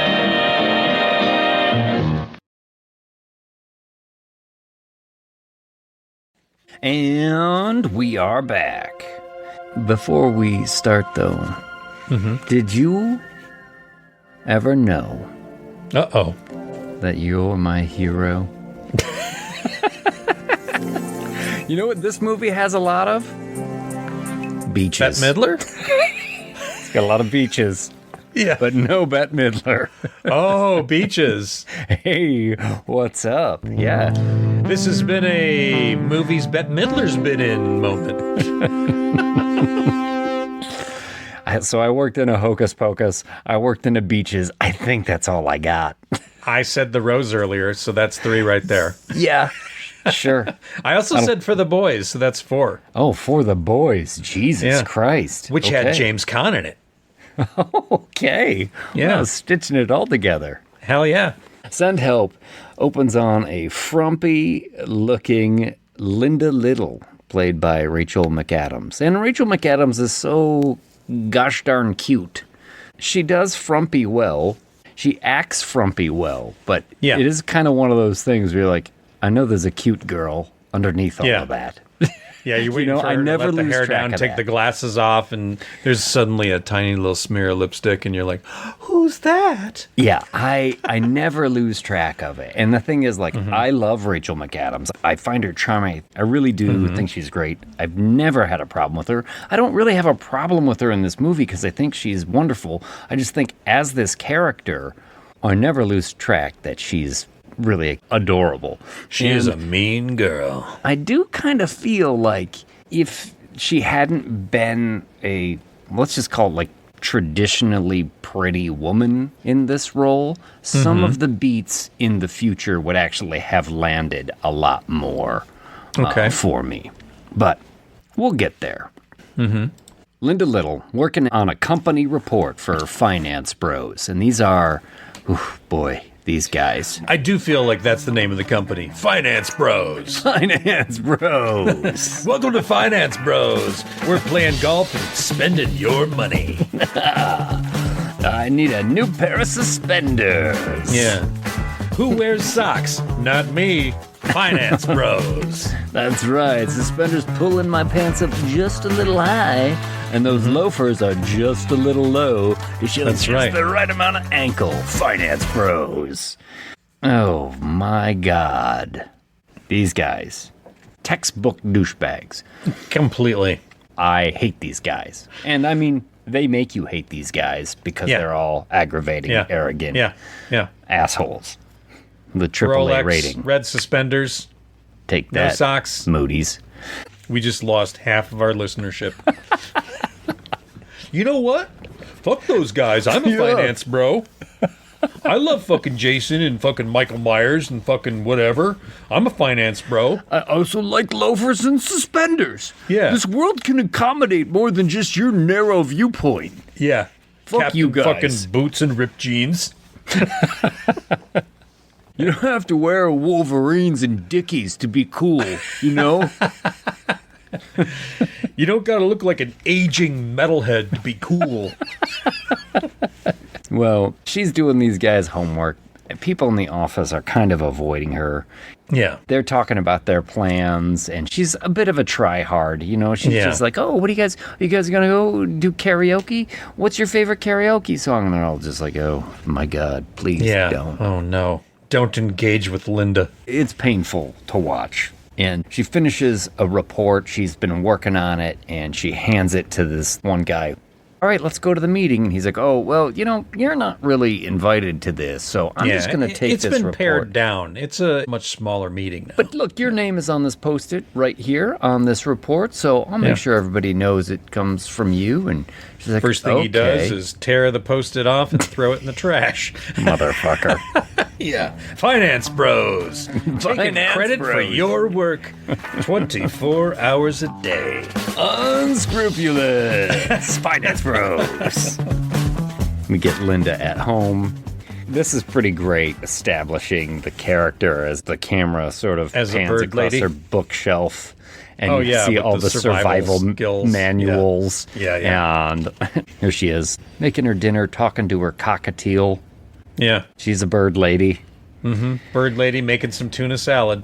And she's talking about tomorrow she's got a meeting with essentially the scion of the company. The owner's son is going to step into his leadership role tomorrow, and she's going to get that promotion that the owner had promised her, and things are looking up. Yeah, she does a good frumpy. I will say that. I mean, like Rachel McAdams, talented actress. She's being good frumpy bird lady here, sits down to watch Survivor.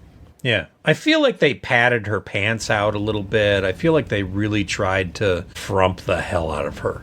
Yeah, a lot of it's just frizzy hair falling on her eyes and the glasses and everything. Yeah. And she sits down to watch Survivor. Yeah. This show is still on, isn't it? It is. Jesus. It's coming up on its 50th season because they do 2 seasons a year. God. 25 years. I have watched a little bit of Survivor, but apparently Rachel McAdams deep dove into Survivor to play those roles. You watched a lot of Survivor and the show Alone, I guess, which I don't know that show. I don't know Alone either. I've seen some Naked and Afraid. So have I. It's just like the worst idea.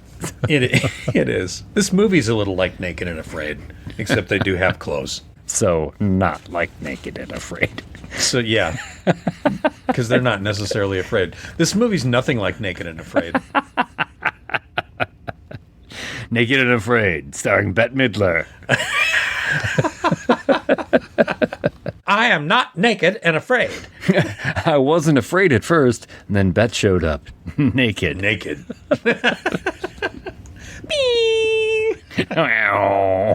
Well, back at the office the next day, Bradley, this is Dylan O'Brien, he has been promoted to president. And Bradley has a punchable face. Oh, yeah, Dylan O'Brien. Yeah. She jumps up to talk to him, and she's so eager to do it that she has like a little bit of a smear of tuna fish on her lip. Yeah. Sam Raimi extreme zoom focusing on tuna fish. I don't mind this one. I don't mind this Sam Raimi extreme zoom. I mean, I know what I'm watching. It's great. Yeah, this one's cool. It makes you uncomfortable. But again, trying too hard, awkward. He's like, okay. And so Brad goes into his office with Dennis Haysbert. Dennis Haysbert in this movie. Yeah. Dennis Haysbert, the voice of Allstate Insurance. Not the Mayhem guy. Yeah. And he's also in Major League. I always think of him in Major League. Plays Serrano, the voodoo-worshipping power hitter. He's also in 24, right? With Kiefer Sutherland, isn't he? I think so. Is he the president in that? He was in one season. Yeah. Yeah. Dennis Haysbert. I haven't seen him in a while, so it was cool to see him in this movie. Yeah. And he's talking to Bradley in there and mentioning that Linda's supposed to get a promotion, but Bradley's like, oh, God, no, that thing out there? Yeah. No. He's like, your father relies on her. She's a workhorse. Yeah. And the father, right, is the painting in the back of the office you can see is Bruce Campbell. Like, sneaking him in there, Sam. Hell I yeah. appreciated it. Way to go. That is good. He's like, oh, no, that thing out there, she's had a little tuna, I think it was tuna fish on her face. Yeah. And doesn't he make him smell his fingers? Yeah. He notices it on his hand because he shook hands with Linda. And now there's like a smear of what looks like tuna fish on his hand. And he's like, what is that? And Dennis Haysbert character's like, I don't know. And he's like, smell it. And he's like, no. Smell it. No. Smell it. He just slowly walks over and smell it. It's a close up of the nose. Motherfucker. And he goes, tuna fish. And he's like, God damn it. Yeah. I mean, Sam Raimi is making you hate this motherfucker right out the gate. And this is just such a ridiculously entitled, douchey move. You know, the fucking last emperor here, like, drink the green ink. Like, do it. Do it. Motherfucker. Finance bros forcing you to smell their hands. Smell my fingers.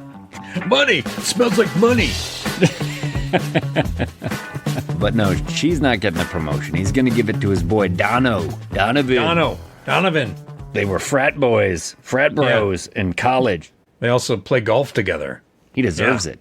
Well, when Linda hears about this, she's like, no way. She marches into his office as Bradley is interviewing like a very attractive secretary, and he's given the old, well, how far above and beyond will you go for the company kind of spiel. That's when Linda comes in. Yeah. Oh, you're upset? Let's talk. Essentially gives her the rundown. Like, you're great with numbers, but you know what? I don't think you got it. You don't play golf. Is what he says. But also, like, everybody else around here in the boys club, we're all on the same page, and you just don't have what it takes. But I tell you what, we've got the Bangkok merger coming up. So if you can do some work on Appendix D, you know, come on the flight with us, and we'll see. Impress me. Show me what you got. She's like, okay. And so when she shows up the next day to the private jet, they're all like, oh my fucking God. Yeah. She's going to be on the plane. Oh. They're all in the private jet being jackasses, and she's in the back working on Appendix D, whatever that is. You know, just tearing through it, doing her job, more capable, more competent than anyone else, as they're all goofing around, and they have found her application for Survivor. Yeah, the video she put together. Tape. Yeah, which is on YouTube. Dono's bringing it up. Oh. Dono's like, here, it's so funny, bro. And they're all fucking watching it and laughing at her, and these motherfuckers. And then she overhears and takes off her headphones and then notices they're watching the video. Yeah. And immediately she's heartbroken, upset. You see it in her eyes. And then she just hits delete on the project she was working on that was going to save them a ton of money, and it was going to be a big deal. Now she's like, fuck it, these guys don't deserve it. Yeah, fuck those guys. And that's when we hit a little plane turbulence. Thank goodness. Yeah. Thank goodness. Flight attendant's like, everybody put your seatbelts on, and Bradley's like, yeah, put them on. If you're a pussy. Yeah. Finance bros, not pussies on a plane. Finance bros rocketing up into the ceiling of the plane and cracking their neck. Finance bros smashing their backs. Tumbling through the fuselage. Finance bros. The best, though, is that a hole rips open in the plane. It depressurizes. Sucks one dude out. Mm-hmm. And then another dude gets his fucking suspenders caught on the edge of the hole and ends up like hanging out of the plane. It's the suspenders or tie. It's one or the other. Either way. Well, you saw it twice. I thought it was the suspenders. But he ends up like smashing his face against the window right next to Linda, who of course buckled her seatbelt, so she's safe. Yeah. She's screaming. This plane is going down. It is terrifying. And these guys are trying to clamber over each other to get to safety. Yeah. One guy gets his teeth knocked out, like a bunch of chiclets go flying out.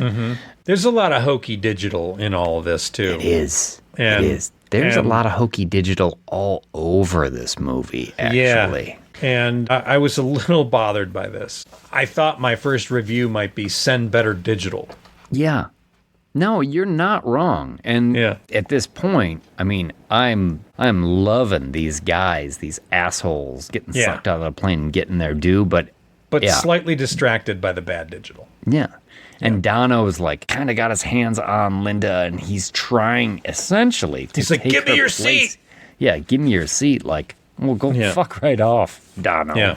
You fucking asshole. He tries to choke her out. She stabs him in the hand. Oh, that's right, with the fork. With a fork, yeah. And he flies out. He's the one that gets caught and then starts smashing his face against the window. Good. And then as his face is mashing and crushing itself against the window, she pulls down the shades so she doesn't have to watch it. That's right. That's right. So, yes, distracted by the digital. That doesn't mean there's not good, funny moments in here in this chaos. As the plane goes down, hits the water, starts to fill up with the water, and she... trying to get the seatbelt off, finally gets unclasped and is swimming her way out of the hole when the flight attendant's body comes down. That's the Jaws jump scare right out of the gate, right there. Oh, it really is. A little Ben Gardner. Hole in the plane, Ben Gardner head upside down. Yep, totally was. Yeah, and I don't dig it either. It's bad digital. Not only is it bad digital, but like the zoom that the camera puts on it highlights how not great. Well, I think, if you examine the Ben Gardner head's eyes are a little bugged out and it's a little wacky looking. And I think they were trying to make this look exactly like the Ben Gardner head. Well, but I don't know. The Ben Gardner head is real, and also it's supposed to have been in the water for a while. Yeah, 24 hours. So I forgive it for being a little bit bloated. Also, it was 1975. Yes. I don't know. It works much better in that one than this. And also, I think they pushed that zoom in on this a lot. And it's unnecessary. It's like Sam Raimi just being a little too much Sam Raimi on this one. Yeah. Sam Raimi's like, I'm back! Let's zoom in on everything. I'm back. Let's whip pan. I'm back. Put the Delta 88 in there. Yeah, so she will wake on the beach. She manages to get free of the plane, and she wakes on the beach. Swooping camera angle pulls back. It is a deserted jungle island. And as she's walking along the beach, she discovers Bradley. We'd seen Bradley put his life preserver on in the chaos of the plane crash, and here he is. He's made alive. It to the island. He's alive. Yeah. But fucked up. His leg's all fucked up. Yeah. And she looks at him, finds out he's alive. It just had to be you, huh? Yeah. Yeah. But she goes instantly into survivor mode. We'd seen the manuals on her bookshelf. We'd seen her watching Survivor. Yeah, she is into it. Breaks up a rock, sharpens it into a knife. She's building a shelter. She's like born for this shit. Got coconut shells, putting leaves in them so that she can gather water when it rains. And at night, Brad wakes up. She's drinking water out of the coconut shell. She's kind of doing all right. She's kind of living her best life already. Yeah, she was born for this moment. She is shining. Yeah. He's looking at her like, what the fuck is going on? What about the others? No, nobody made it. Like, not even Dono. Not even Dono. Yeah, he starts to cry a little bit. Yeah. Finance bros upset when they're smashed in plane crashes. And he gives her almost a begrudging thanks as she helps. She gives him some water and stuff like that. It's like, oh, you motherfucker. Yeah. Not going to play the back nine with Dono anymore. Dono's got quite a handicap in his game right now. The most severe handicap. She makes a fire, she cooks a fish, she's feeding him. He doesn't like it. He's just like a little boy gagging on lima beans or something. Just he's just a fucking idiot. And he's being so ungrateful out of the gate. You hate him, you're starting to hate him even more because not only is he a douchebag, but he's a pussy. Yeah. Yes. Not like he could do a lot with his leg in the shape that it's in, but you get the feeling like even if he was capable, he would still be a pain in the ass. He'd be pouting. Right sitting off on a rock by himself going, waiting for her to do everything for him. Yeah. But she seems happier. And then I thought, what about your cockatiel? What about the cockatiel at home? I thought about that too. Oh, dead bird. They cut that part out of the movie. No, don't talk about that. It's going to upset Mom. I mean, they knew within 24 hours that the plane went down, so then they're probably letting people Taking care of her bird? Someone got into her apartment to take care of the bird. That's the faith that I have. Oh, that's nice. You live in that world. I do. I live in a world where Linda's got one concerned friend. Her name is Marjorie, and she's got cats. Yeah, so she's flourishing. We get a little bit here where he starts to wake up a little bit more. He's a little bit more energetic. He still can't move or anything, but he's like, why aren't you building a fire, like a distress signal? You're not trying hard enough for us to get off the island. And she's like, you're playing Susie Homemaker. I'm sorry, I'm keeping us alive right now, building shelter, getting water. He's so indignant about it. Hey, don't forget, you work for me. Yeah. Say what? Yeah. What did you just say to me?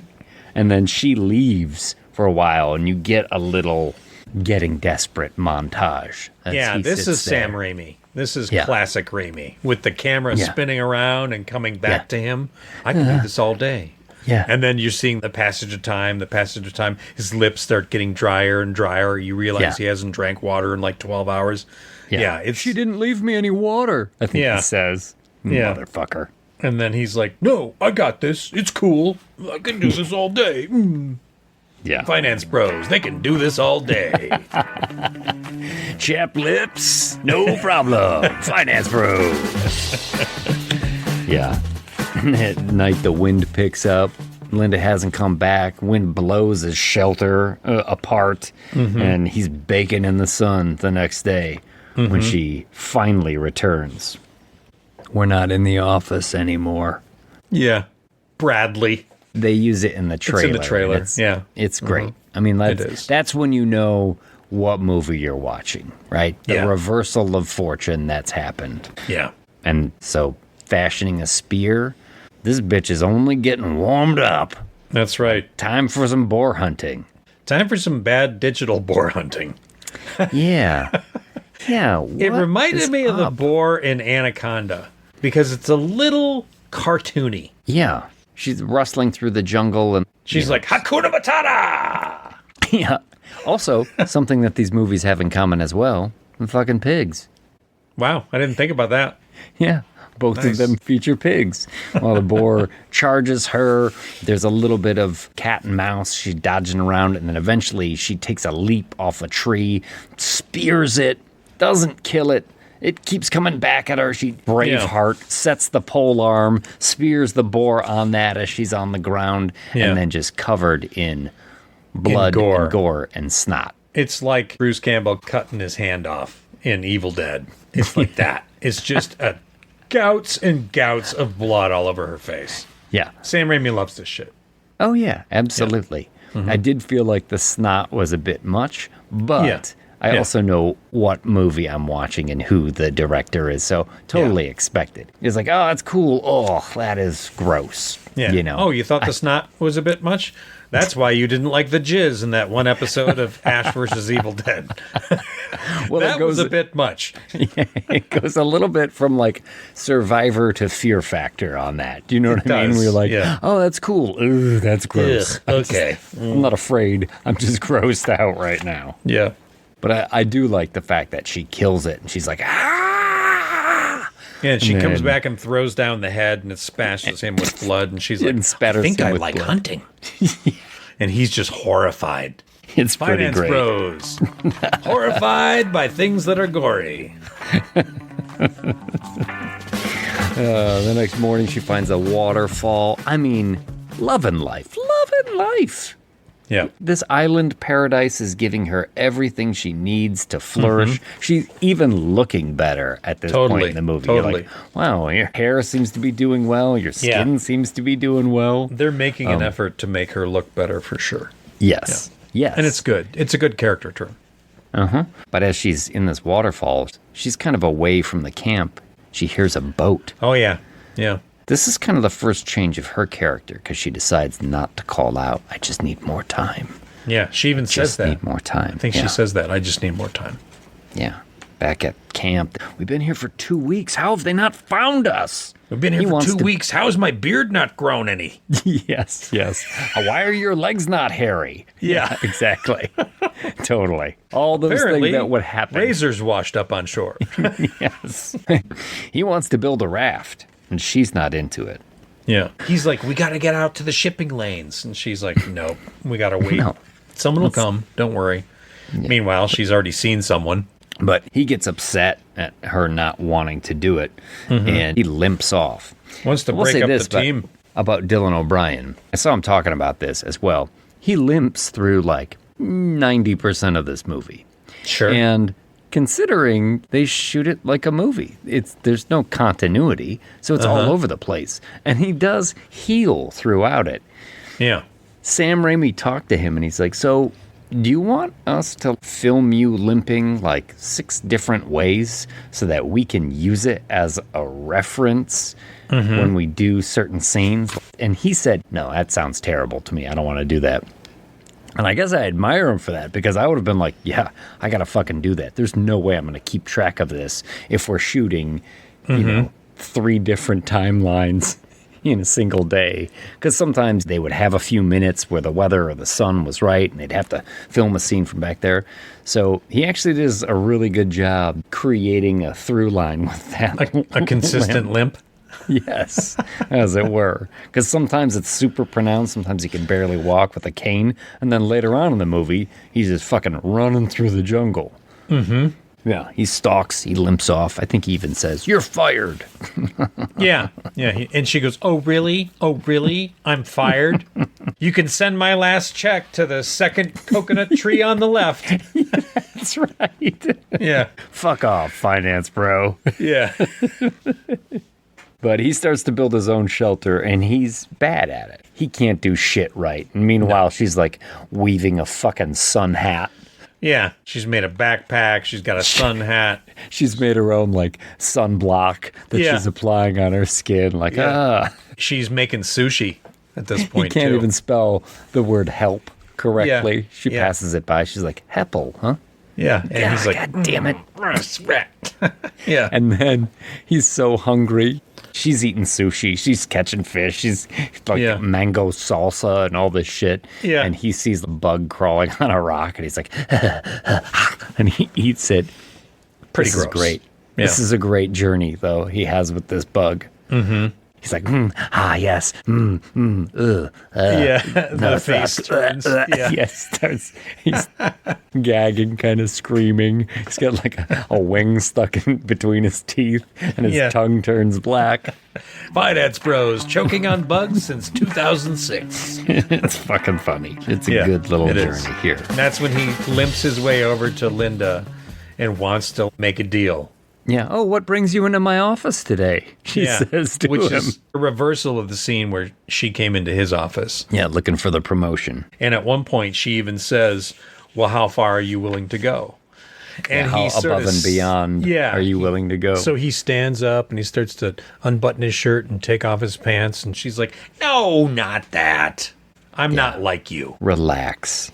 Yeah. So she lets him eat and drink. And he's all happy again. It's a great little reversal scene. It's funny. It is. And you know what? He's such an asshat that any chance you get to see him get his comeuppance is great. I will say, I think if his character had changed a little bit, I might have enjoyed this movie a little bit more. Well, his character does change a little bit when we get to the fireside drinking scene. Well, kind of, but not really.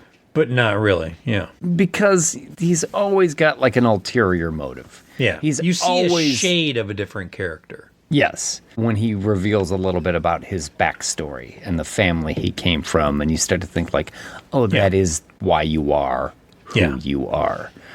However, just acknowledging that you're a dickhead doesn't excuse you from being a dickhead later on. You can't just say like, I know I'm a dickhead, and then act like a dickhead, and it's okay. Finance bros know they're dickheads, act like dickheads. Yeah. I told you I was a dickhead. You know, that doesn't make it okay, finance bro. That's the whole scorpion and the frog thing. You knew I was a scorpion. Yes. Yeah. Yeah. Well, they go for a walk. They've made up a little bit. She wants to show him a vantage point here. Mm-hmm. On the way there, gives him a foraging tip. Like, listen, if the berries are this color, don't eat them. But if you're curious, just rub a little on your skin. And if you break out, then you know it's poison. Like, oh, knows their shit. Yeah. I felt I learned something. I was like, oh, okay. Again, I didn't know that. They had that survivalist with them every day of the shoot, which I thought was baller. I thought it was super cool. That's pretty cool. Oh, you see those rocks over there that look like an X? Don't go there. It's just thorns. Don't go in there. It's just tear you apart. As soon as she says it, I'm like, all right, what's really behind there? Yeah, me too. And like you said, nothing was going to surprise you. I thought, okay, is it a resort? Is it other survivors? Mm-hmm. Is it Survivor, the TV show? Yes. I did wonder if we were going to get like a Jeff Probst cameo coming in there. Yeah, I thought so too. But as they're up there too, the cliff face crumbles and she almost falls off, and he manages to grab onto her, rescue her, and pull her up. So they are coming together here. Mm-hmm. And it's now becoming teamwork because he knows he needs her. Mm-hmm. A couple nights later, they get drunk on, what is it called? I mean, it's Pruno. Toilet wine. Pruno. Yeah. Alcohol made from fermented fruit, but she says basically in prison they call it toilet wine. Yeah. They get drunk, and that's when he gives his sad story about, his parents were shitty, and that's kind of why he turned out the way he turned out. Mm-hmm. Mm-hmm. And then she starts talking about her husband. He was like, you were married? What happened? Oh, he passed away. Oh, how? And it was a car accident. And then she goes into this long story about how her husband was a bad guy, and she didn't have the strength to leave him, but wanted to all the time. And she would hide his car keys. And then one day, he did something really bad. She doesn't say what it is, but he was also really drunk. So I pulled his car keys out and I gave them to him and I served him his last drink. And you're like, oh, okay, wow. So she sort of sent her husband off to his death. But sounds like he deserved it. Yeah, absolutely. But you do wonder, like, am I getting the whole story here? Yeah. But you definitely You're starting to get darker shades of her and more of a shade of him, like, oh, he is human after all. And then she passes out. Yeah. I think before she passes out, she might say something like, something, we should never leave here. Yeah. And there's a look on his face that's like, what? Yeah. Because she is living her best life, and that's what she wants. But the whole time, all he's really thinking about is getting the fuck off this island. Yeah. By any means necessary. She wakes up hungover in the hot sun the next day and sees him naked, cleaning himself in the surf. Showering up, Oh, he is the only guy around. I'm the only girl around. Is this gonna happen? I don't know. Mm-hmm. Love is in the air. Yeah. And this is one of those moments, and like I said, I love Rachel McAdams, but like, if this actress had been a little less traditionally pretty, I guess, I might believe that she was lonely enough that she might really consider this. Sure. She was like lonely and broken inside so that she would look past all of his bullshit. Because later in the movie, they kind of play with this romantic aspect and he's trying to get through to her. And it's like, Is she going to fall for this? Sure. It never really lands for me. Yep. But you get a little shade of it here, and as a storm is hitting the island, they're like, oh, they run into a cave. A fucking cave? They run into a cave. I thought, where the fuck is this cave earlier? Why have you not been in this cave already? I am no survivalist, but a cave seems pretty fucking great. Like, maybe you want to be outside, but put your shit just outside the cave. Yeah. So if you need to bring shit inside, you could put it in the cave. But like their shelter, their whole thing that they've built, down everything's on the getting beach, wrecked. Ready to get destroyed. Yeah, they run through the forest to get to this cave, and then they're all soaking wet, and they're cold, and they're like huddling together for body warmth, and she's kind of looking at him, and you think like, oh, there's something about to happen here. Yeah. And so they're seeding this idea of romance in here, and I don't know. I never really buy it that much because I always see his ulterior motive of just wanting to get off the island and always acting selfishly. And it's hard for me to think that this woman who is so capable could fall for it. You know what I mean? Yeah. Fall for his shit. Yeah, I think he says, because he's starting to turn around, or in dialogue he's starting to turn around, and he says, you know, when they find us, I want you to know that this time wasn't wasted. Oh, yeah. And you're like, oh, okay. And they're huddling together for the warmth. They're definitely sharing a moment, to be sure. They are. And she wakes up the next morning. She can't find him. She's looking for him. And then you see that he is kind of hiding something from her, but you don't know what it is. He's like looking over his shoulder like, okay. And then he kind of puts some palm fronds over something and turns around and leaves. Yeah. And that's when he's like, can I make you dinner tonight? Yeah. And she's like, oh, I'd like that. Oh, Paul. Yeah, exactly. Totally like Misery. Yeah, and herein is the difference, is because with Kathy Bates' character, I kind of believe that this somewhat dowdy woman would fall for this. Yeah. I don't necessarily buy it with Rachel McAdams. Sure. As good as she is, partly because of how capable she seems at everything, but also just because it's hard for me to believe that like no one has looked at Rachel McAdams ever before in a romantic capacity. Like, like she wouldn't have gotten attention. Yeah. Yeah, can I make you dinner? I think as he's helping build the new shelter too around this time, and she's like, wow, he's really pitching in. He says, you know, it'd be easier if I could just borrow that knife, but she doesn't trust him enough to give him the knife. Yeah. She's had this knife and she says like, oh, it washed up on shore. It's amazing what washes up on shore. And he's like, just washed up on shore. Sure. Yes. Heavy knives just wash up into places. Yes. Sharp knives just wash up on the beach. This has been a How Science Works minute. Yeah, the dinner scene, he has laid it all out for her, and she starts to eat. Oh, thanks so much, but what's happened? Starts to get dizzy. Oh no. He's poisoned her. He is poisoned her, and as she's on the ground in agony, he pulls a raft out of the jungle and hits the surf. What does he say? Like, fuck you, you crazy Linda! Yeah, this is what I mean. Like, it's hard for me to not to believe that she wouldn't see his selfishness. It's never that far away. Yeah. So when he's like, let me make you dinner, it's like, I'd be so suspicious. She should have been so suspicious. You can't see those orange berries you showed him earlier or in that meal? Yeah. Come on, Linda. Well, he takes that raft out into the water, and he does not last very long before. Yeah, that raft just is breaks in smashed half, to pieces. And he is just washed right back up on the shore. Kind of drowning, pulled out of the water by her. Yeah. Who's sick, and this is hilarious. This is a hilarious Sam Raimi moment. Yeah, she just continually pukes on his face. Yeah. She does give him rescue breathing. Yeah. A little and then bit. pukes on him. Yeah.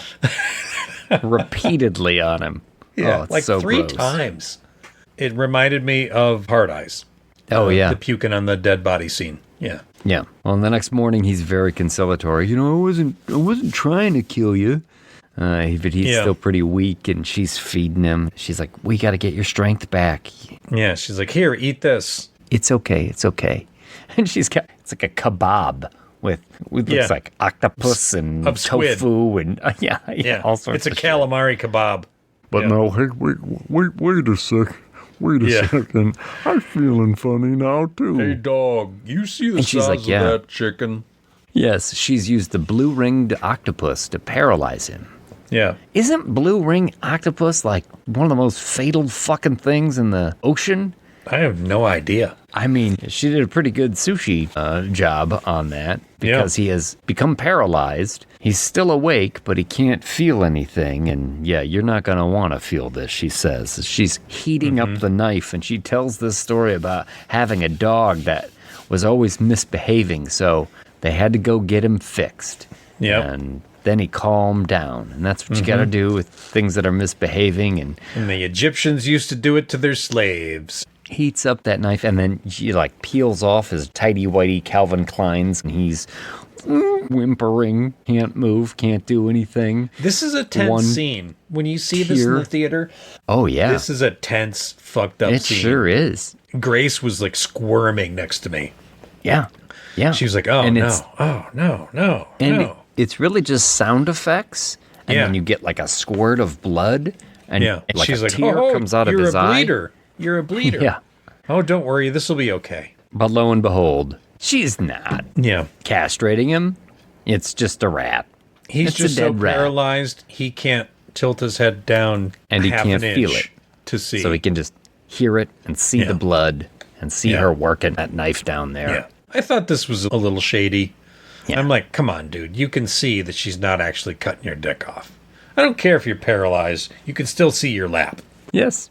You're right. He should have been able to see it, but as it is, it's a pretty well-crafted moment there. Sure. I could also say that the rat probably wouldn't spray blood like that unless it was still alive, which would have also been weird, but and making whatever. noises. Yeah. She says it's a rat, but next time it won't be.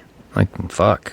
Some hard lessons here. Finance bros holding on to their dogs. That's right. Finance bro. Scared of being castrated. Next morning, he's come to heal. He's helping build the shelter again. She's out getting fruit. And yes, same place. And a boat approaches again. Oh, shit. And wouldn't you know it, on the boat, Brad's fiance. Yeah. She's been looking for him. Who you met in one of the opening scenes. Yeah. Oh my God, Linda, it's so good to see you, hugs her. Oh my God, take me to him. Oh, I bet you can't wait to return to your life. And she's like, yeah. Spooked, knowing that the jig is up now, leading them back. And she's asking all sorts of leading questions. Like, so is it just the two of you, or is there like a whole search party out? Yeah. It's the fiance and the guide, the boat captain, essentially, is with them. She wants to pick up her homemade backpack full of mangoes, and he's like, you don't need that. There's plenty of food on the boat. And then she's like, pulls it away from him, and he's like, I guess you really like mangoes. But she leads them up to that spot on the vantage point. Yeah, where she crumbling slipped and cliff. nearly fell and died. Yeah. And she finds a moment to tie her shoe so the fiancé can go ahead, and then the cliff crumbles. The fiancé begins to go. The boat captain hurries and grabs her by the arm, but he can't pull her up because she's like, I don't know, that woman's probably like 105 pounds. Like 6'1". Linda, help us. And we fade to black. Did Linda help? We'll have to wait and see. Probably not. You see her back at camp. She passes Bradley. Linda is stricken.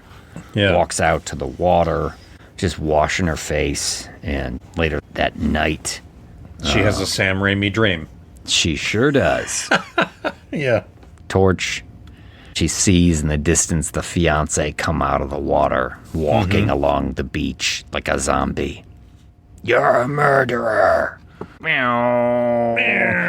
Zombie face jump scare again with the pushing in the zoom too much. Like, it's kind of a bad digital, not a great looking effect, and they do the opposite of what you want. You kind of want to hide those in the shadows or give you a brief glimpse, but instead they really push into it, and it is not worth it. She's obviously got some guilt.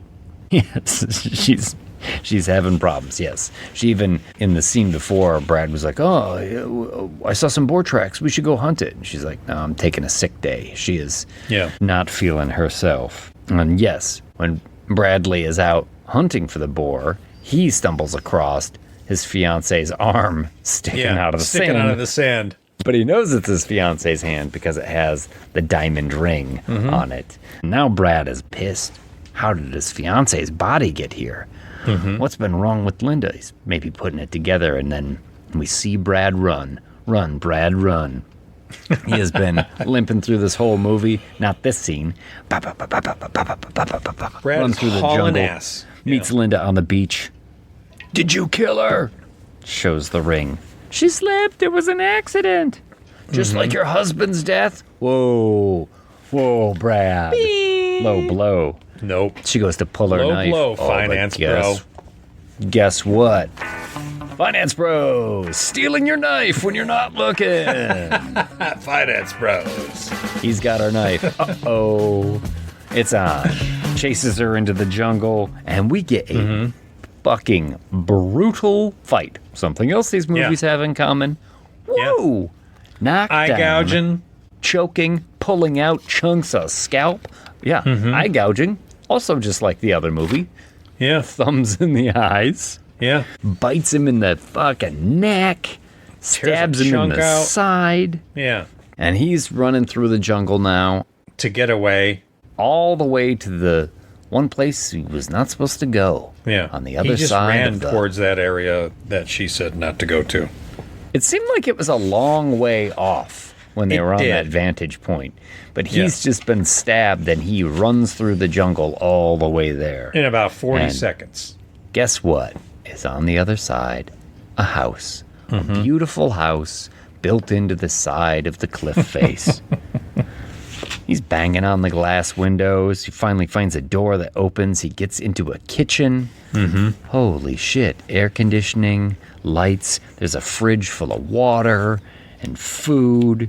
And then her voice starts speaking on the intercom. Sorry, Bradley. We could have been rescued a while back, but I just needed more time. And she relates the whole story of breaking in, and there's like a montage of her eating fruit, different kinds of fruit, squeezing a dragon fruit like all over herself. I didn't plan any of this. And we flash back to her actually smashing the guide's head when the guide is holding the fiancé over the cliff's edge. trying to save gets a her. rock and smashes his head in. I wasn't sure if we were ever going to get an answer to the question of whether or not she slipped or it was an accident. But she has... I mean, I think we knew, like I knew, that she had definitely killed them. Well, here's the thing, because I was connecting it back to the story of the husband, where essentially all she did was give the keys, and he... Sure.